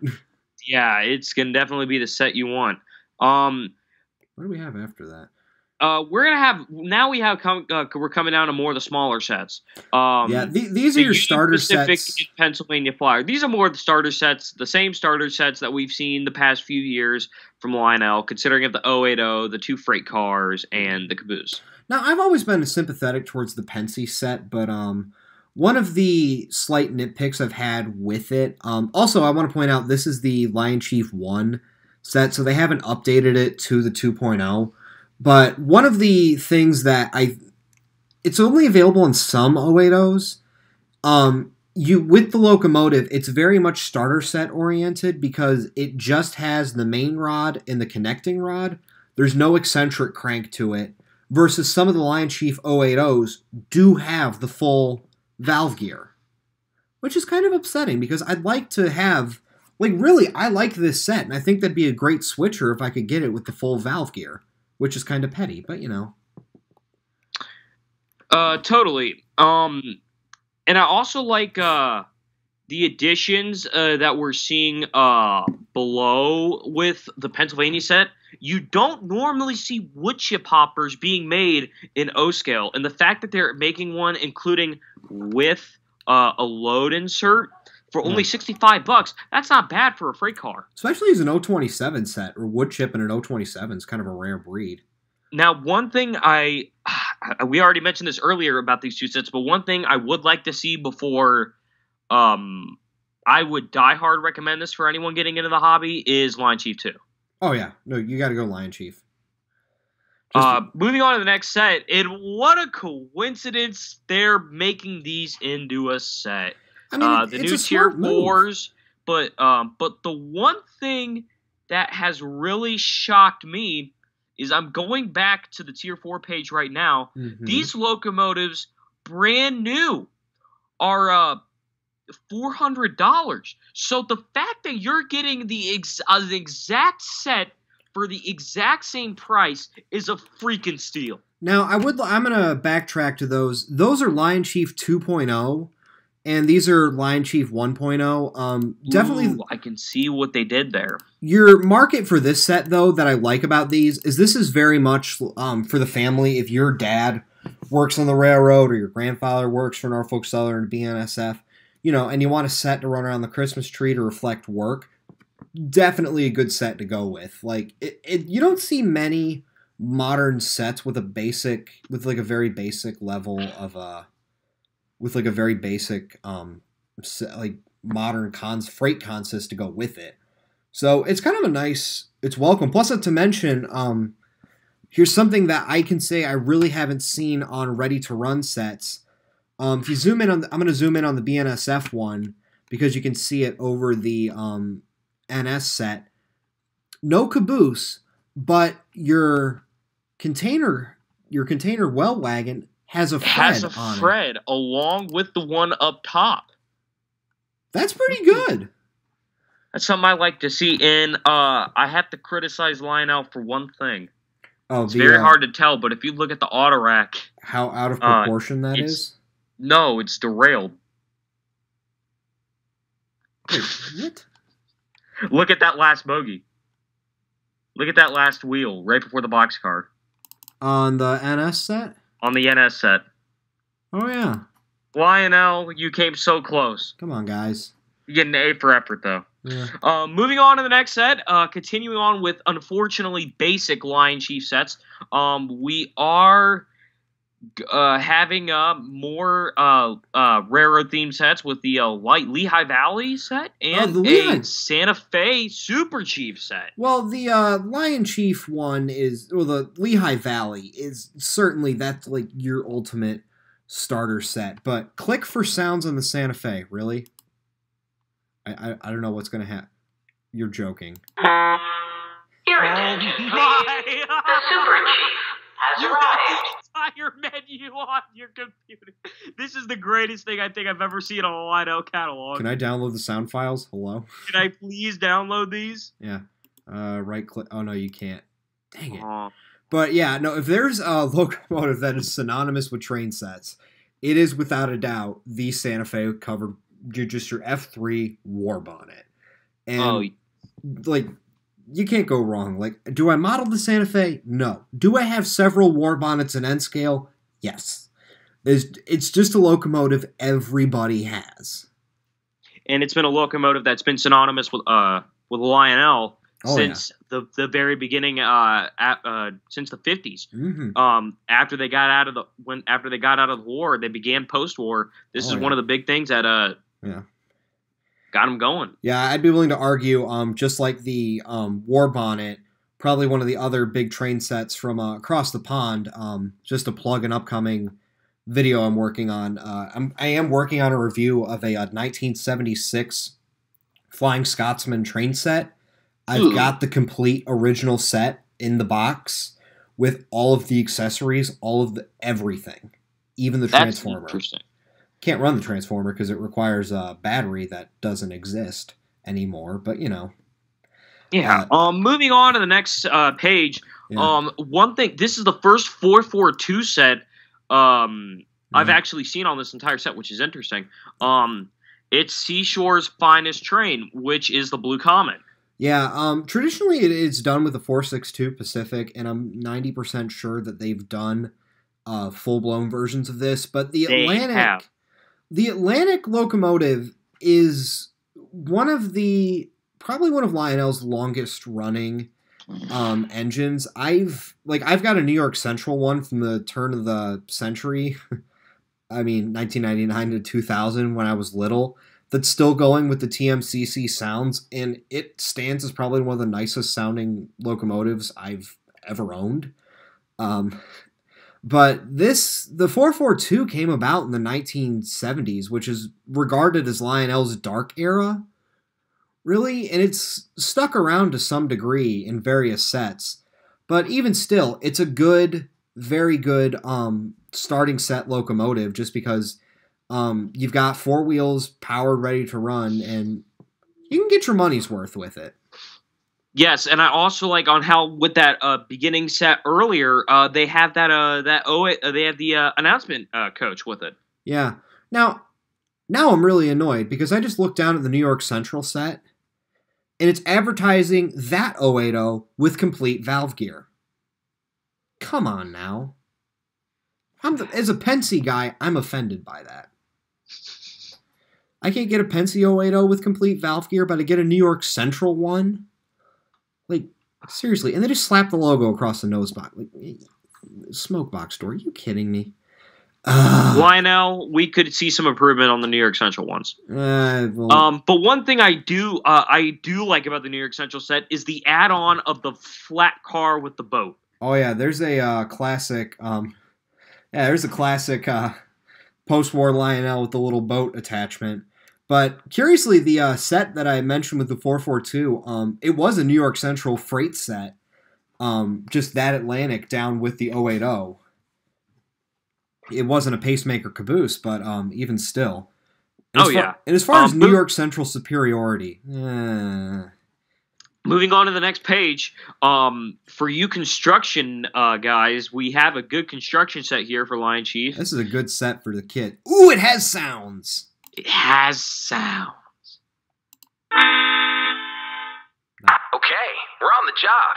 Let's get to work. Oh, man.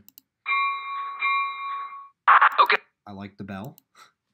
Yeah, this is definitely the set for the kids, or if you're like me, a kid at heart. What made me laugh is that it says CRR has been commissioned for another job. When I hear CRR, I don't think of this. I think of the Clinchfield.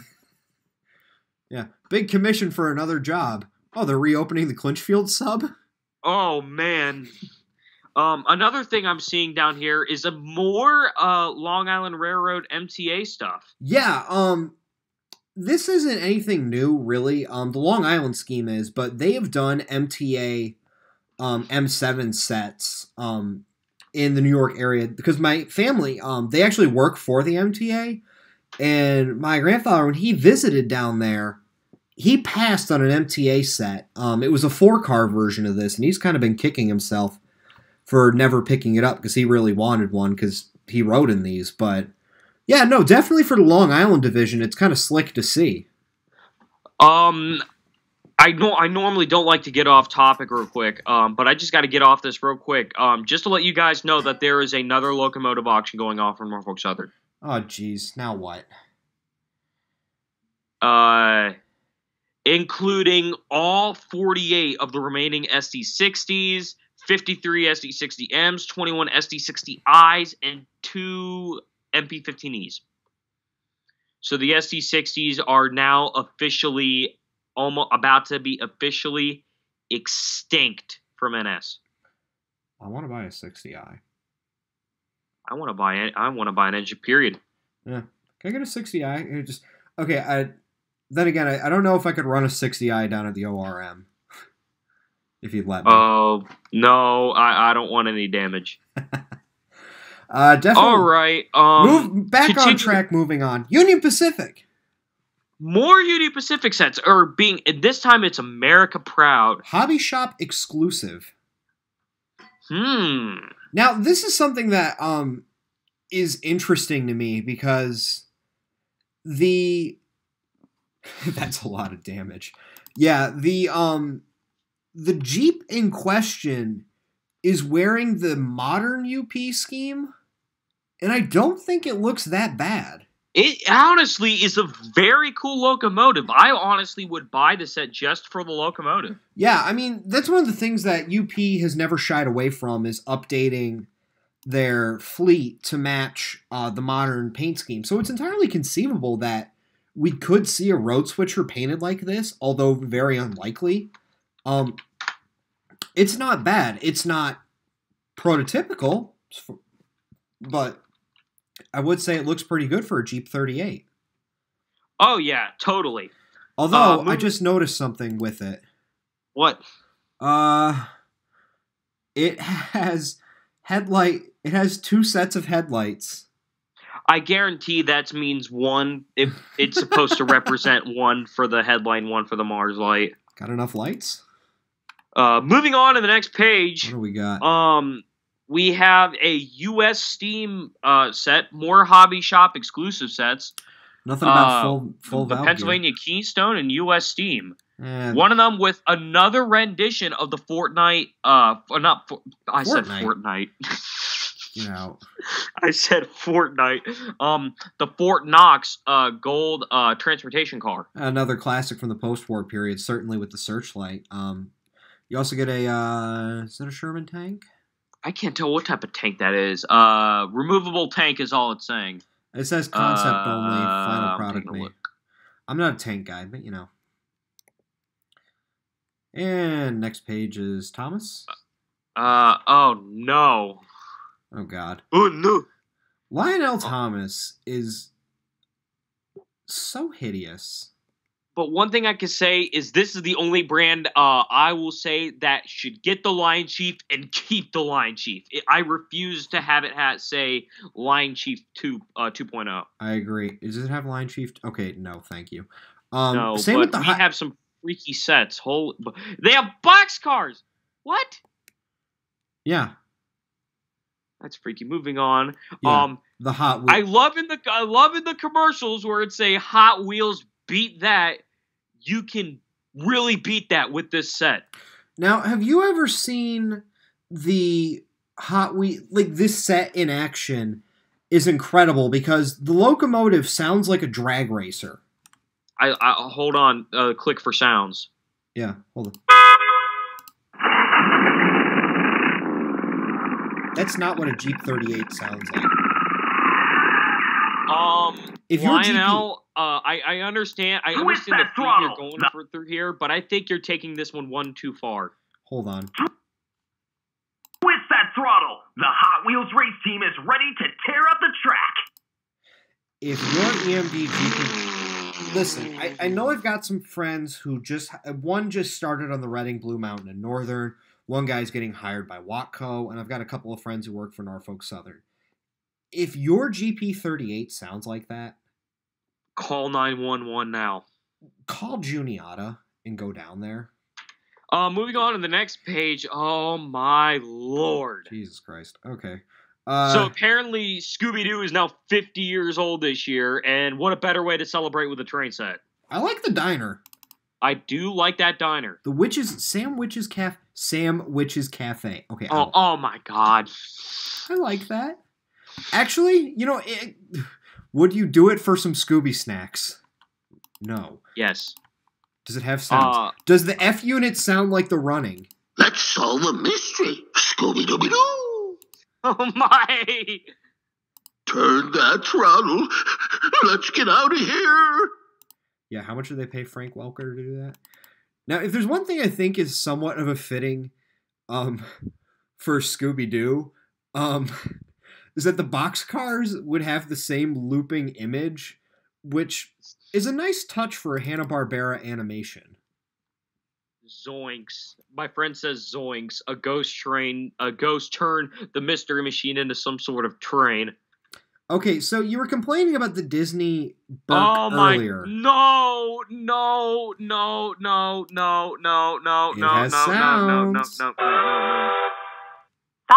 Actually, it's not a bad whistle. That's not a bad whistle, and that's what's really disappointing me. Oh, jeez. Yeah, no. Water tower? I especially don't appreciate these ears. I appreciate the ears in that it would be great as a high and wide detector. Yes. That's it. All right, next page. Nick. No. So, speaking as a British enthusiast, I have had very mixed feelings about this set throughout the years. Because Hornby just announced a 00 version of that. And I am going all in on the Hornby version. All right, I'll be right back. I got to use the restroom. Continue talking about the set, please, and thank you. Okay, I just want to hear the whistle. Okay, so the whistle's off of an A4, which, no. It didn't have a bell. But as far as a set, Hornby is coming out with 5 coaches, actually lettered for Hogwarts Railways, a proper Great Western Hall with the headlight and the headboard in a set, Hogsmeade Station, King's Cross as well. And at least it would be 100% accurate. And one thing that's interesting to note is previous to the Lionel Hogwarts Express, Bachmann was the only one to do a set of it. And then Hornby came out with a Castle class locomotive, which 5972 is a Hall class versus a Castle. I'm not going to bore you with British stuff because I feel like the 8 of you watching, if there even is 8 of you, I'm not even sure because I haven't updated my chat, have probably more American and don't care about British stuff, but I like British trains. That's just me. Speaking of someone who's over 21 can actually drink, I'm not one for Bush, but can I get the clip-clop of the Clydesdale horses? All right, we're on the move. I don't like that. That's a Pensy 3 chime. The Clydesdale Express, courtesy of Budweiser. I heard that whistle when I left, and I just wanted to say that was a nice set. The Pensy 3 chime or the Hogwarts? The Hogwarts Express. Yeah, that one's a LNER A4 whistle. It would not have been fitted to a Hall, so you know, I was griping about the set. And older. I'm getting the Hornby version. Moving on, Anheuser-Busch. Yay! Yay, beer. Yeah. For ages 21 older. And add-on cars. This Bud's for you. Oh, thank you, Jacob Westerner. I love British crap, too. Thank you. I'm not alone. I like the Clydesdale one. Moving on to your Halloween. A Halloween train set. Here we go. Holy crap, dude, look at the caboose. Whoa. You get a transfer. That's a bonus. There's something you don't see in 027. Does it have sounds? It has sounds from the mansion, too.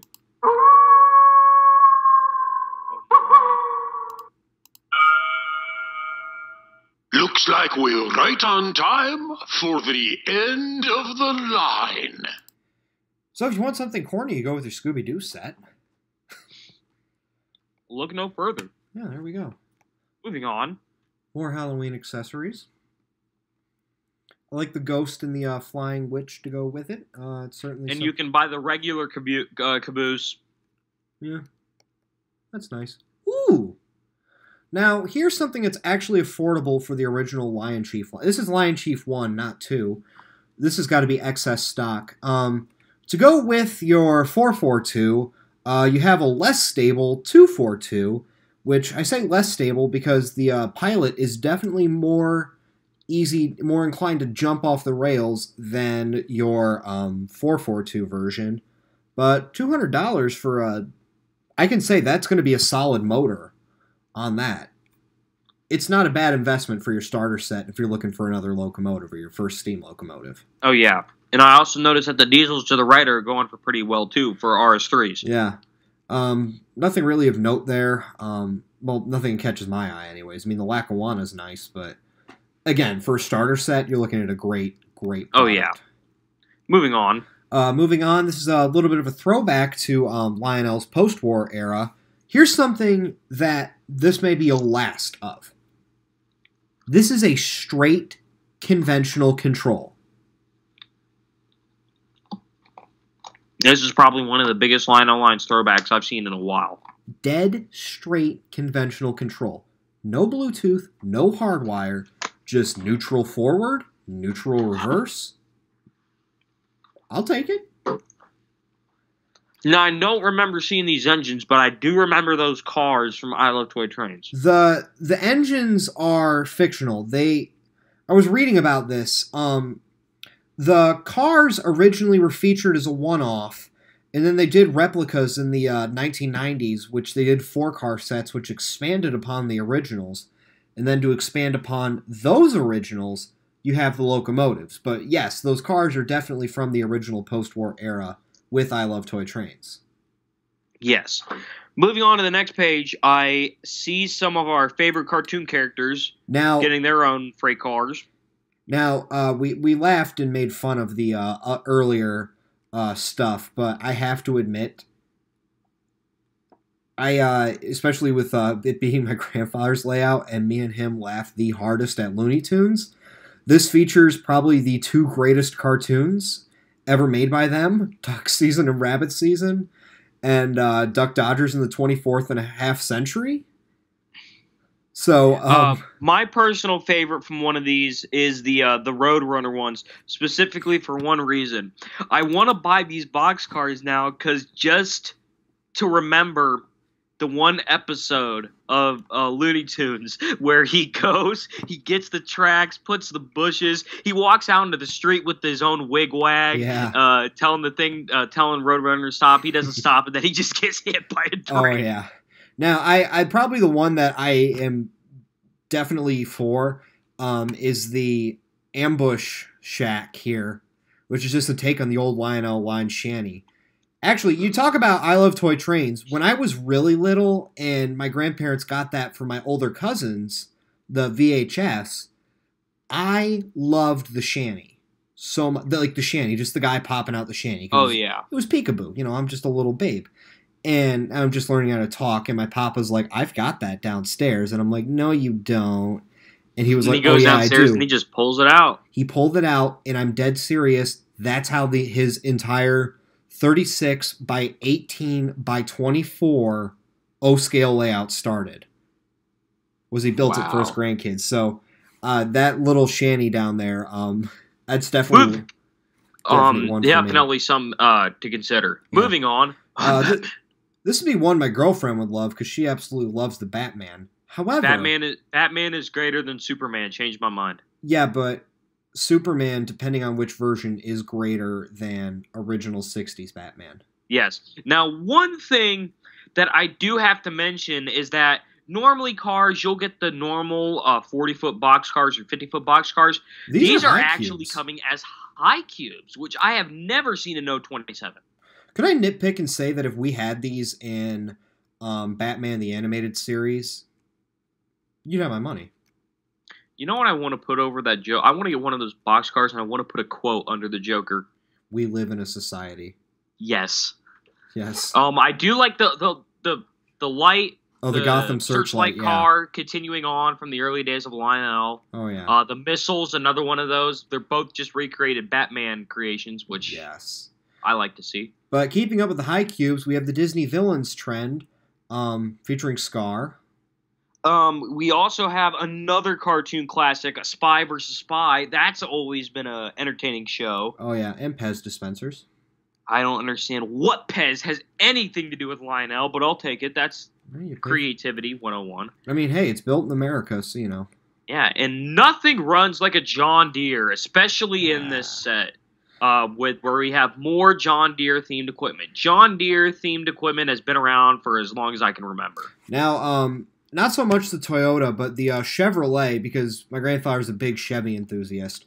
Who isn't a Chevy enthusiast? Oh yeah, people who own Fords. Yeah, hey, I'm partial. My first car was a Ford. I now have a Honda. Can't slag the Honda. It was built in Marysville, Ohio. It's American. But I actually do like the car frame load. With the auto rack. The frame load, that's actually giving me flashbacks to the days of when we used to have an auto rack train go by every day on its way. It was a kind of like a mix. It was a mix of what was it? It was a mix of cushion cars, frames, and auto racks, all destined for one place.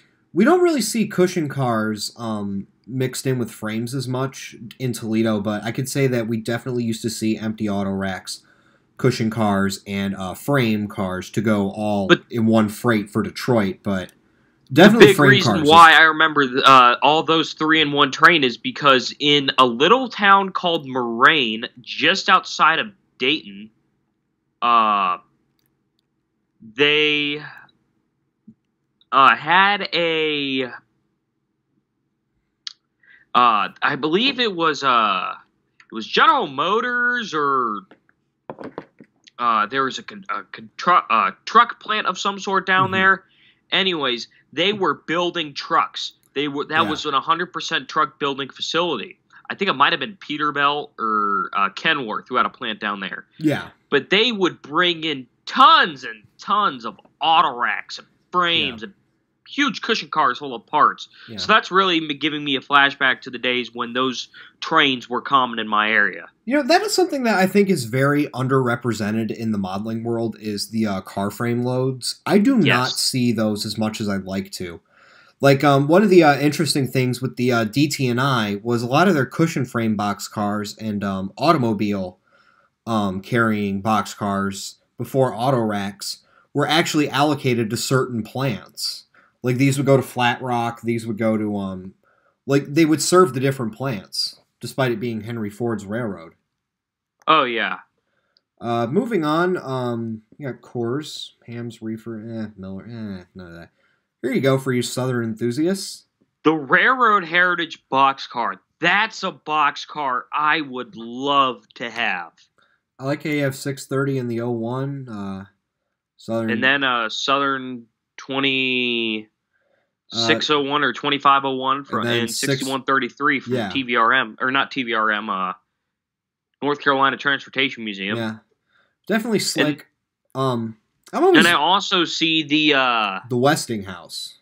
So apparently not only is it 150 years of railroading, of transcontinental railroading, but it's 150 years of WABCO. Oh, thank God for being able to stop. Oh, yeah. Yeah. Moving on, since that wasn't anything too big, we have World War II more boxcars, more World War II themed boxcars. Definitely with the era of politics, well, more so with the Me Too movement, they've said that the Kiss the War Goodbye is a little more controversial of a picture. But even still, it's a timeless and nice picture. That's a boxcar I would really want to buy. Even still, these really don't do much for me. Like, I like the Down the Ways in Fewer Days. Like, I like that logo if that was, like, slapped on a conventional boxcar. But the really the winner on that set is the Buy U.S. War Bonds trolley. That I could very much see. That's an interesting one. Like, I could see that being an actual thing. As much as I love that, there's a Sherman tank boxcar. Yeah. I can't lie, I love my Shermans. Then there's the Wings of Angels. I have a girlfriend, so I don't think she would, She would appreciate having these boxcars in your presence. No. Hey, I'm single. I can buy as many of those boxcars as I want. Knock yourself out. If she's watching this stream because she's bored at work, I don't think she is. I'm just going to go to the next page. Presidential series of boxcars. We have... Curiously, they've only offered up to Reagan. That's sad. I would have definitely appreciated seeing a Bush car. Missed opportunity, but I would agree. Another missed opportunity, and they also missed out on Trump for one reason: a Trump train joke. I don't think they're going to do that yet, but yeah, they're not going to do it anyways. They're not going to do it because they're just going to get yelled at. Oh yeah. Really, if you're going with deceased presidents, they need to do Gerald R. Ford and H.W. Bush because those would be the only recent presidents that have passed away. Like, you still have, like, Carter, Clinton, Bush Jr., and then Obama and Trump are obviously alive. So, yeah.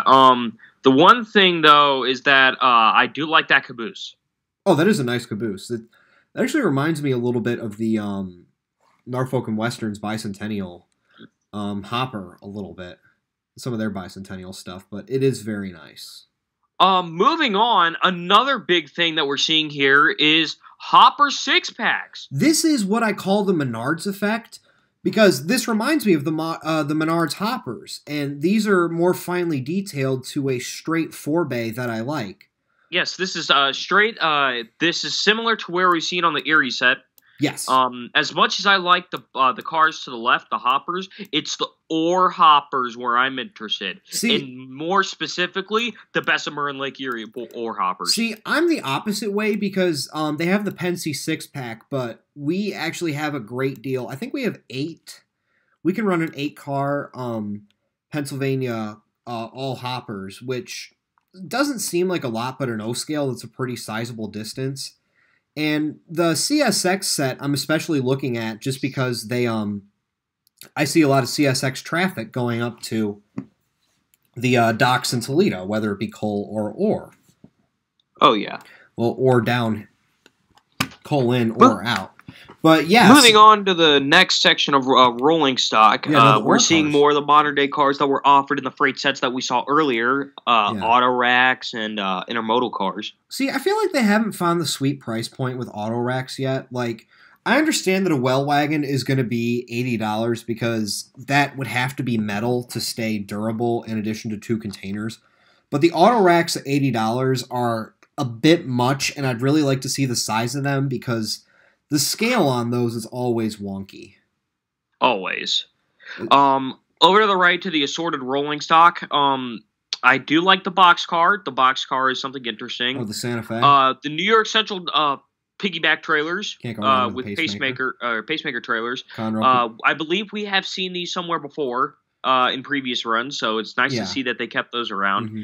And the boxcars, not the boxcars, the Cabooses are interesting. That would be, I especially like that Conrail Caboose. Oh yeah, that would be a standard northeastern design.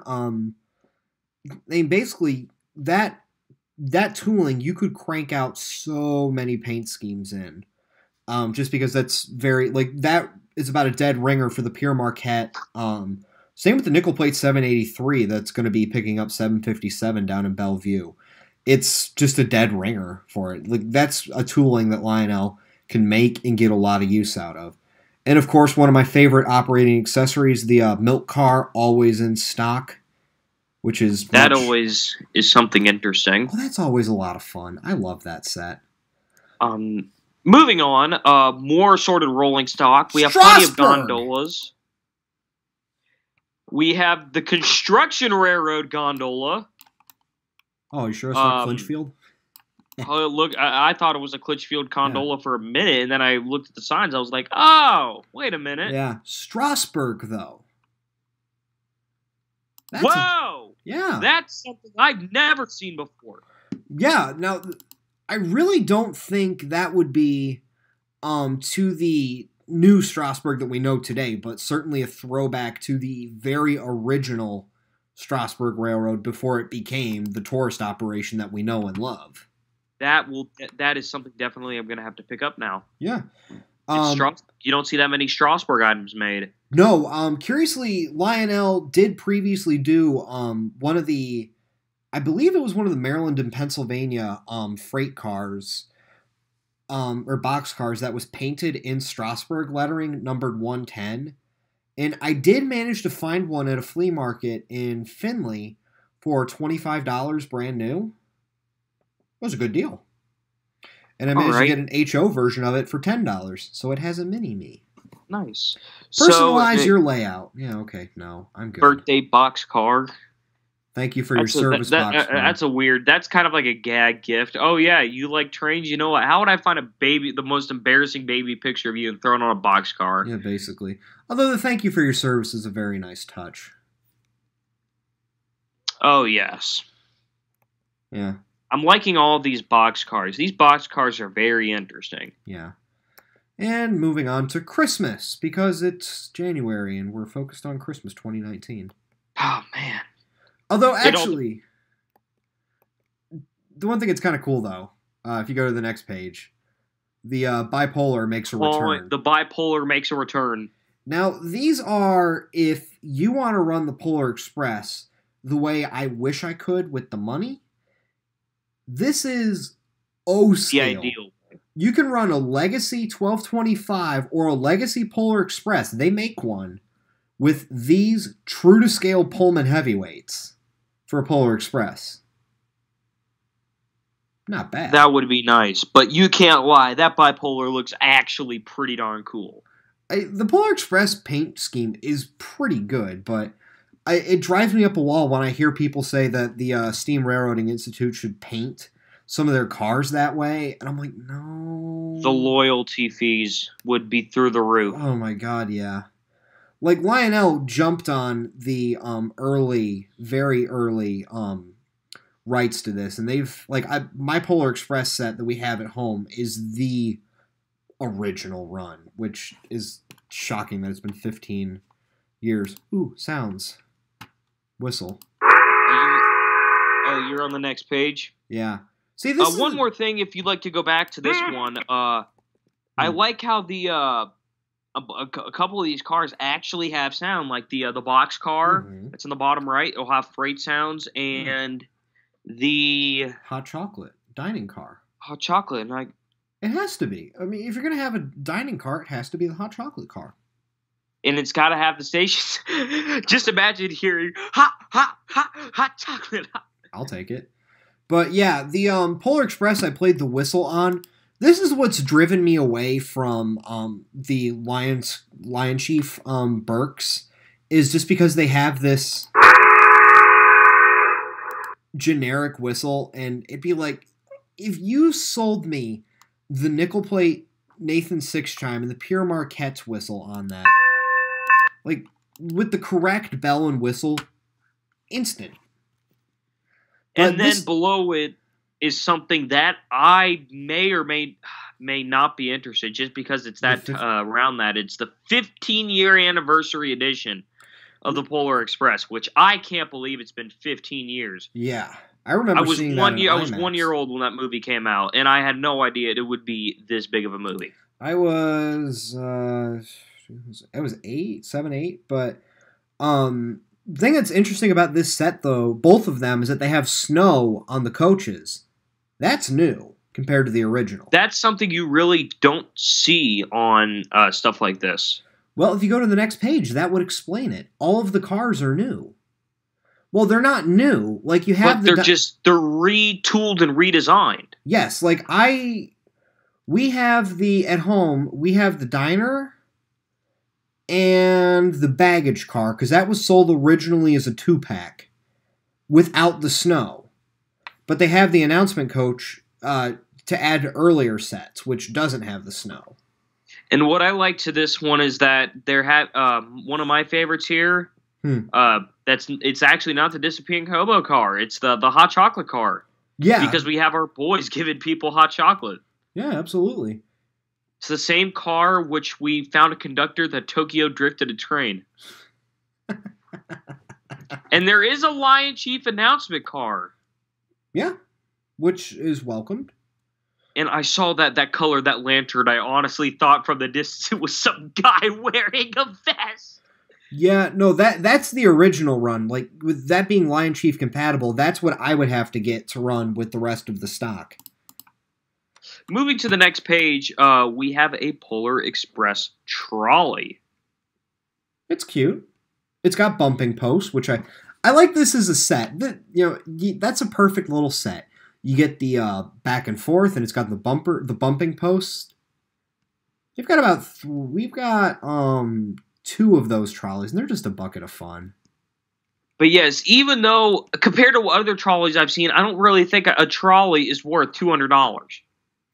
Well, you get the track and the transformer. Oh, okay. Now that I look at it, you get all that. Okay. You get your money's worth with that. That's money's worth, and you get some minifigs. You get the accurate version of Santa Claus that they used in the movie. Yeah. You get the hero girl who really did nothing. Our made snowman. The kid who looks like me. And the crazy man who abducts children and then Tokyo drifts them on ice. I mean, hey, that'd be, you say the hero boy's you, but really, you think about it, with the preservation scene, you're the crazy old man abducting children into your hobby. Yes. But that's not the snowman version I would get. Hi, Ohio Rail Fanning. They still don't have it yet. It's coming up. But you get a hero boy walking on a boxcar. I will say this is where you start to lose me with some of the stuff. When you get into the Polar Express freight stock, that's when I'm like, Yeah, totally. But one thing, a missed opportunity out there is that even though he became a meme, I still think he should be recognized, the know-it-all kid. Yeah, he insists that it was built by Baldwin Burke. No. And he also insists on playing Mo Bamba instead of Sicko Mode. Yeah. But I'm noticing a bunch of other merchandise, like the Searchlight car is still a thing they're carrying on. But the personalized baggage car is honestly one I think looks pretty cool. What do you? I'm going to zoom in on that. Wishing you a joyful holiday and a happy new year from Lionel. Wasn't that cute? And another cool thing I've realized is an exact replica of the conductor's hat. Yeah, wear that to the museum. Wear that to the museum. Now, Hot on the next chocolate. page, talking about the snowman, I really like the Hero Boys home. I think that's wonderful. That's interesting. Now, I think if that sells well, you'll probably get the Billy's home on Edbrook Avenue. Can't remember the address right now. I know P. Sherman 42 Wallaby Way, Sydney, but I don't know it was like 1544 Edbrook. Yeah, that was it. 1544 Edbrook. I think that would be the cool next. And we get elves, and we still don't get the know-it-all kid. Yeah, but you get Caribou.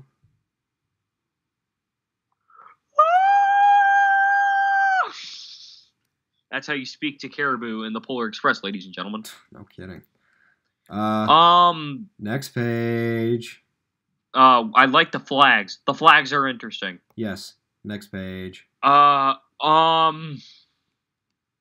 be more angry if it I mean, this is nice. This is fun. I would, at least it doesn't have ears. If it had ears, I would have quit. Funnily enough, I got to give credit. Shout out to Minnie's car for actually being a wooden boxcar. Ooh, that's a good one. Yeah. Moving to the next one, Winter Wonderland. I like the paint style, though. I do like the paint style. You can't lie. That's not a bad shade of white. That would get dirty very quick. Wear gloves. The claw. I like how what they did there. Santa Freight. Yeah, that sounds about right. Ooh, it has sounds. Has sounds. What's the whistle? Santa uses Pensy 3 chime confirmed. I like it. I like it a lot. Also, another transfer caboose. Which is something I'm like seeing in these sets. And there's additional Christmas rolling stock and so there is. And other accessories. Yeah. There's a naughty or nice tug of war. There's covered bridges. Yeah. There's box cars. Santa on a flat car. I see the gingerbread shanty, and I think, they have a version of that for Cherry Hill. Oh, my. Expand your world. Okay, so I guess it's the building type of thing. Oh, the fun stuff. I love it. I love the operating accessories. There it is, the shanty. The classic shanty. Floodlight towers, I've got a few of them. I have a different oil pump. I like the illuminated yard tower. I was just going to say, I think for any kit basher out there, you could probably take that and use that as a good basis for the Marion signal tower. Oh, yeah, I was going to say, I can clearly see some similarities there. Yeah. The next page, they have a couple of cranes. That's one product that I have not gotten, but we have about every operating accessory except for the culvert loader, because that's kind of like an but desperately the Bucyrus Erie crane. Now here's one that's interesting me, a smoke fluid loader. Here's the catch though, if that came filled with Lionel smoke, I would immediately drain it for MTH. Smoke fluid makes you smoke better. But you know what? That's not the thing I'm looking at. I'm looking at that articulated. Oh, that's from a few years back. Still cool. Yes. Moving on, we have some railroad bridges. And plug in and play and expand on stuff. Amtrak Bridge. Oh, I can already tell you there's many things wrong with what that is. Yeah. No. We have kits that you guys can build. You like kits? I hate kits. Well, but I can kit bash. Actually, for what you're getting with the kits, if you're getting that much, I'm looking at how these look similar, and with the office building, the brewery, this would present a fun challenge because you wouldn't necessarily have to build it as is. It's looking like it's very modular, and you could go about that in very different ways, which is something that I would go for. Oh, yeah. Now, how about... on the other page, we have a trolley house for your guys' trolleys. I actually like that trolley house. And we have more coaling stations. Actually, the bucking feed and tack building, I really like that because you see the that kind of looks like something I would shoot when I'm chasing 1225. But the one thing that's really got me interested is in the bottom right, the defect detector. So, IR sensors detect and count the actual number of axles on a passing train and determines when the track is clear. Calculates and relays by audio the number of axles, approximate speed, and imaginary milepost information, and reports defect detection status. This is, I believe, the cheaper version and the O-scale version of something that came out in HO scale that is or any scale that is very complex to set up but is very realistic. You guys may have heard it before. It's called the Train Boss Defect Detector. Yes. Now, I will say I'd like to see what it thinks a hot axle is because I probably could run one. Just run some rusty post-war. Appears that we have assorted telephone poles and street lamps. There's the cheapest thing in the catalog was telephone poles at $9.99. Huh. Moving on, we have some more of the classic stuff. This is the stuff I miss. Yeah. The loading and unloading ramp, the dwarf signals, the old style crossings. Ooh, you can get a banjo.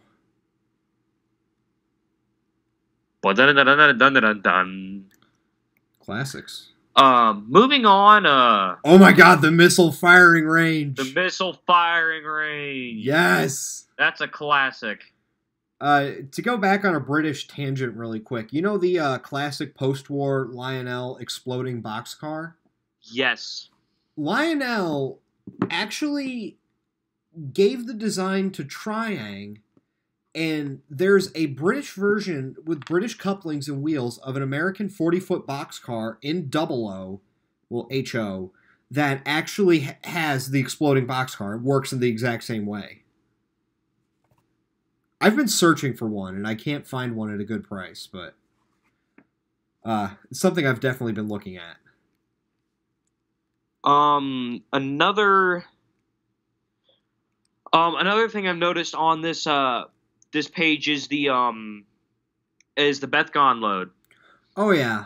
But the big thing I've also noticed is the scrapyard.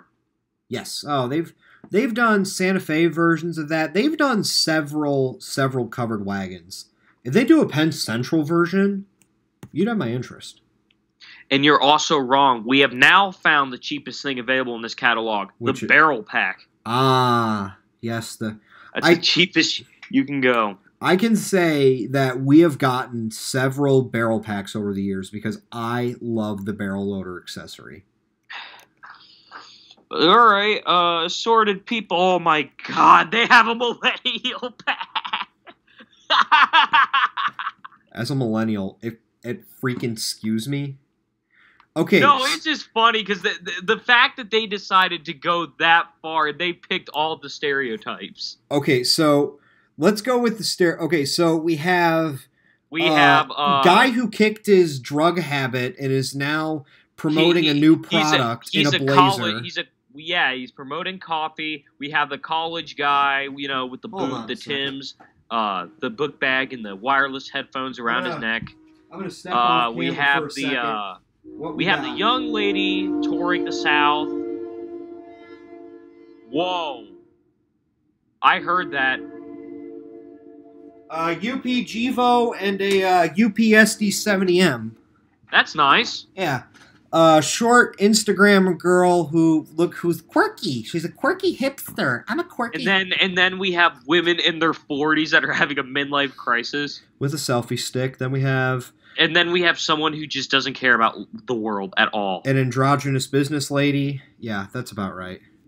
But yeah, there's several other different types. We have a maintenance away crew pack, which is something I like. When I'm old and if they I for some reason am modeling the 2010s NS, particularly 2015 when the power pool was insane. I'm never buying millennial figures, even as the nostalgic look back. Oh my God. Seriously, $20.99. Give that for free. Jesus. Ironworkers figure pack. Okay. Now we're talking. Tunnel portals. I always need. That's a gantry. Partial.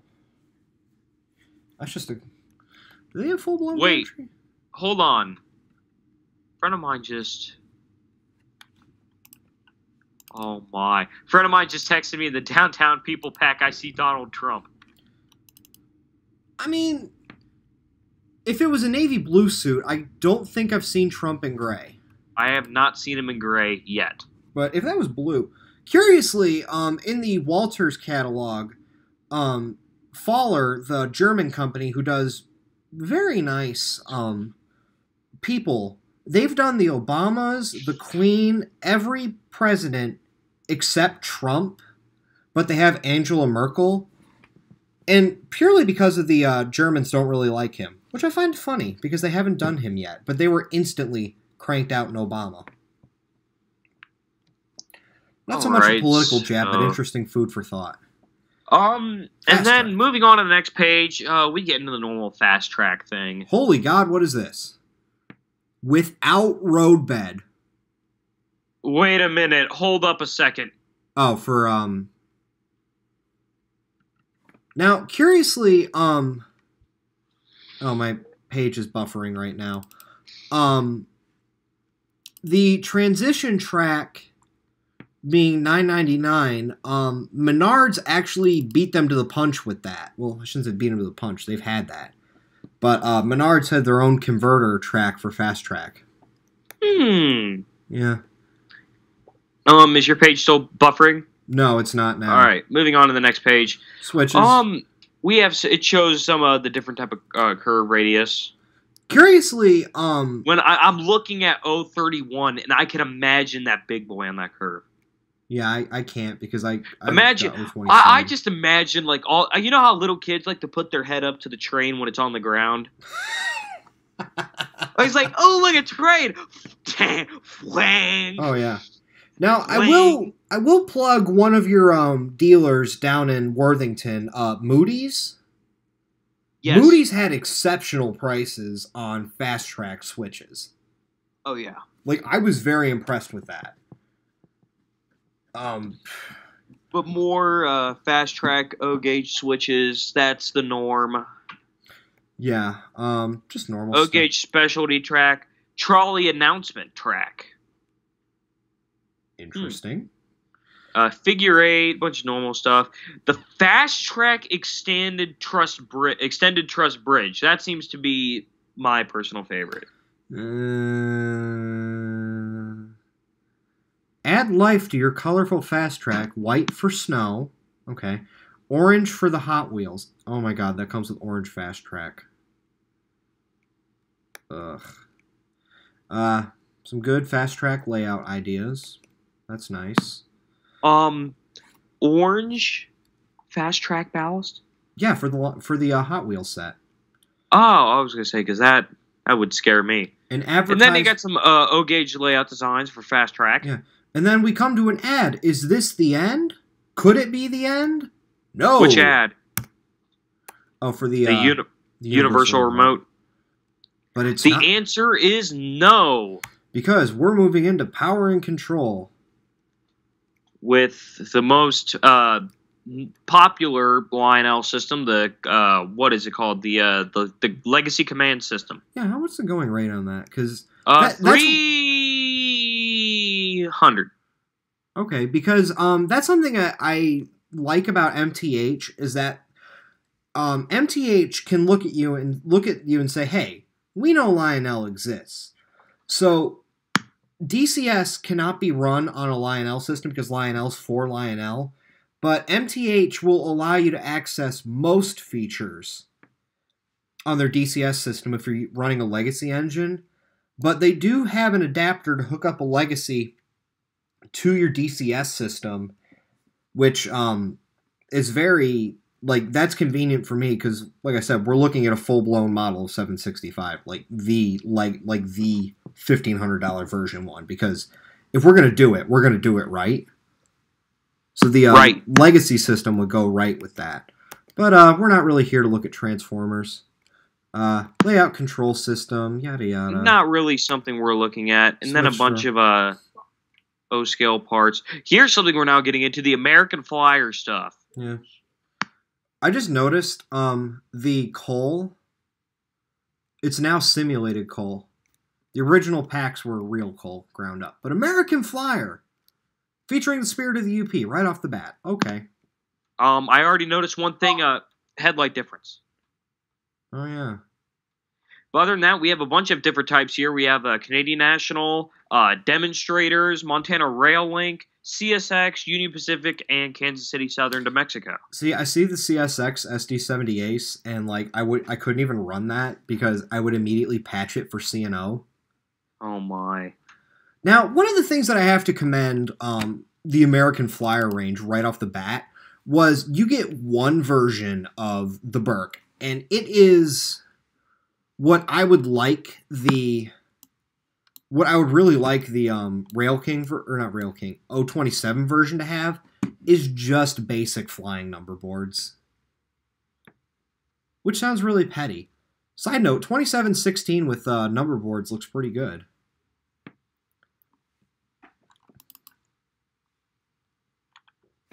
You see what I'm on about?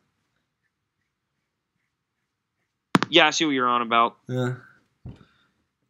But one of the things that I remember I initially I still slag Lionel for, when it comes to them marketing C&O Burke, it's not really lazy, but clever workaround. They went with 2696, which is a Pure Marquette locomotive, lettered for C&O. So they did some sort of collab there, like a Pure Marquette Burke. Yeah, well, when the Pure Marquette was absorbed into the Chesapeake and Ohio, they wanted all Pure Marquette locomotives to be lettered for C&O. But the batch that 1225 was a part of, the second batch of Burkes from 1215 onwards, were not paid off yet. So they said, like the first 15 were lettered for Chesapeake and Ohio because they were paid for. So that's why Pure Marquette never had C&O lettering. And then they eventually paid those off. But the time they paid those off, it was the end of the steam era. Yep, they were paying for scrap locomotives. All right, but I do like that they're doing 2716. Oh yeah, especially with flying number boards. I like that, and also things that I like. An interesting choice for a Pennsylvania freight set with an add-on that I think is very much worth it. A wreck train.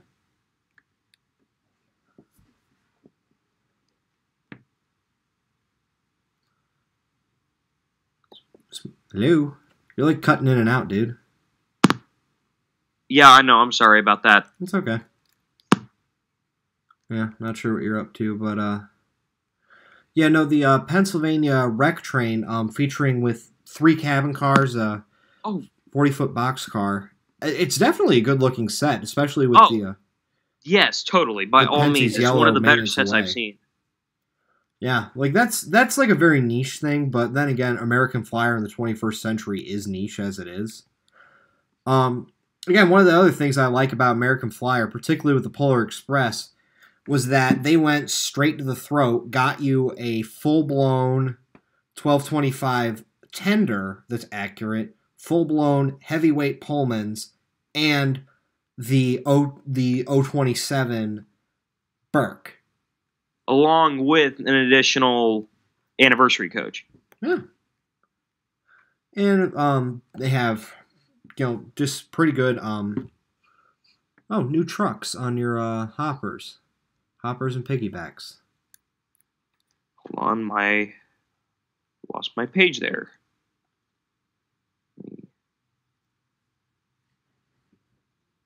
Page 216. This is a big book. I've noticed that. I mean, hey, they went all out. What can I say? I'm not going to lie. They did pretty darn good. Moving on to the tank cars. They have a bunch of 3-dome tank cars. Can't go wrong with that. And 3-bay covered hoppers, which appear to be converted from open hoppers. Yeah, I just now noticed that. Which, that is accurate. That is accurate, not gonna lie. I always thought they were a little silly, personally, but, they are accurate. Yes, in the almost Hot Wheels ramp car on the next page. Yeah, no. Along with your aquarium cars, your Looney Tunes car, and your reefers, along with a Merry Christmas car. Yeah, along with going on with some camp cars to for anyone who was like, but I want camp cars that aren't Pennsylvania. Oh, okay, yeah, we can provide. Yeah. Next page, more auto racks. Auto racks. Same price as the O scale ones, Yeah. which was really confusing. Well, not so much of the same price. I mean, they are the different scale, which they're different but also the same. Like I'm just getting into S-gauge accessories, which Lionel's taken on their fast track philosophy with two-rail American Flyer, which I can't slag them off for. And then I'm just kind of skipping ahead. We have the ready-to-play range, which this is your G-gauge battery set, which is sold at $100 a pop, and that's about all it's worth, to be honest. Very rugged, very good for young kids. The only time a Hot Wheels set would make sense, in my opinion. We have a Hogwarts Express in that. Pennsylvania Flyer. Dispatcher here. I like those sounds a lot. Yeah. Curiously, one thing I always find funny about the Polar Express and then the... did I pass the Polar... No, I haven't gotten to the Polar Express. But it is the Berkshire tooling, but with the Mikado wheel arrangement. It's a 282. Figure that out. And what page are we on again? 238. Look at the Thomas. Page, if I'm on the right page. Because I got a text from my friend and I had to answer back. Now, one thing that I saw that I was praying to myself the entire time. Hey, I hope we don't see a freaking frozen train in this freaking book. Check the stream. You're going to like this. Well, they got one and I got concerned. And moving on to page 240, this apparently is all the G-scale battery-powered stuff. No comment to the Thomas face? I have to take a look at the Thomas face again. Oh my god. You're on some coal there, buddy. Oh, that's some bad coal from the other railway. Jesus. Yeah, no. Polar Express set. Mickey Mouse Express. Yeah. Christmas. Home for the holiday. HO scale. This is now getting into my area of the block. This is... Lionel has still yet to plunge into the market, and it is a Lion Chief Burke in HO. Taking a page from the American Flyer, where we have the realistic tender with Pullmans and with an 027 shell on a Burke. I've yet to pick up one of these, and I'm very much interested. Curiously, they dabbled with a little bit of realism by doing a New York Central and a Santa Fe set. Yeah, that New York Central set looks pretty sharp. Curiously, the New York Central didn't have 284s, but they did. Santa Fe did. Well, they did through the Pittsburgh and Lake Erie's 9400s, which looked nothing like a conventional locomotive. Oh, yeah. Curiously, I just zoomed in here. New York Central Railroad and other trademarks are owned by Consolidated Rail Corporation, are used here with permission. Huh. Did not know Conrail still had the copyright on that. Damn government. But curiously, on a Pierre Marquette, like very Lima-oriented tender, seeing New York Central lettering is not inaccurate. 765 was re-lettered for the New York Central for shooting for a movie. There are photos of it. I'd have to pull them up, but which I don't think we're going to do tonight. Yeah, really. moving on to the next page. Collectors Club and Collectors Club for those who are interested. And then that'd be it. That'd be it, along with the Lionel National Train Day boxcars. Yeah. Oh, I didn't even see the National Train Day. That seems to be about it. Oh, that's cute. Now what do we got? Traffic is busy tonight, I'll tell you. Another northbound. CSX. 2 Gevos on a mixed freight. Not bad. You're getting a lot of traffic tonight. Yeah. But, I figure we should start winding the stream down just a little bit. We did what we said. We went through the catalog. We can see me looking at my own stream right now. I'm just going to go back to my desktop. I think we should probably wind this down. You got anything else you want to add? There really is nothing much I guess we could really say. But I do want to do more streams like this in the future. Yeah, I think if we, refine it with a little bit of graphics on my end and we focus it in a little bit, I think we could really have something here. Yeah, we could really do some more streams covering model rare catalogs. We can cover some announcements. We can go over what a real good idea I think we should do is on Sunday. I had a comment. Show me your damn Lego trains. Well, this is something that I'm working on. I'll show you this just to distract you. This is I'm actually working on this. Hold on. I am working on a nickel plate bay window caboose in Lego. I don't know if you can see it. But to show you some of the features, we'd have to cut these hoses to go with it. And then also have marker lights. But, yeah. Ta-da! So, there, I showed you my damn Lego trains. Thought I might get your attention. Yeah. Ay, ay, ay. That's all I'm showing off tonight. That might be another stream for another day. One stream that I have a good idea for is Sunday, because this weekend is the big Amherst train show in Amherst, Massachusetts, or somewhere near Massachusetts around that line, and the big anticipated thing is the release of Scale Trains' new locomotive. So a big new thing in HO scale is coming up. Curiously, I think Athern's going to be coming out with a Charger, but I say we speculate that on Sunday. Sound good?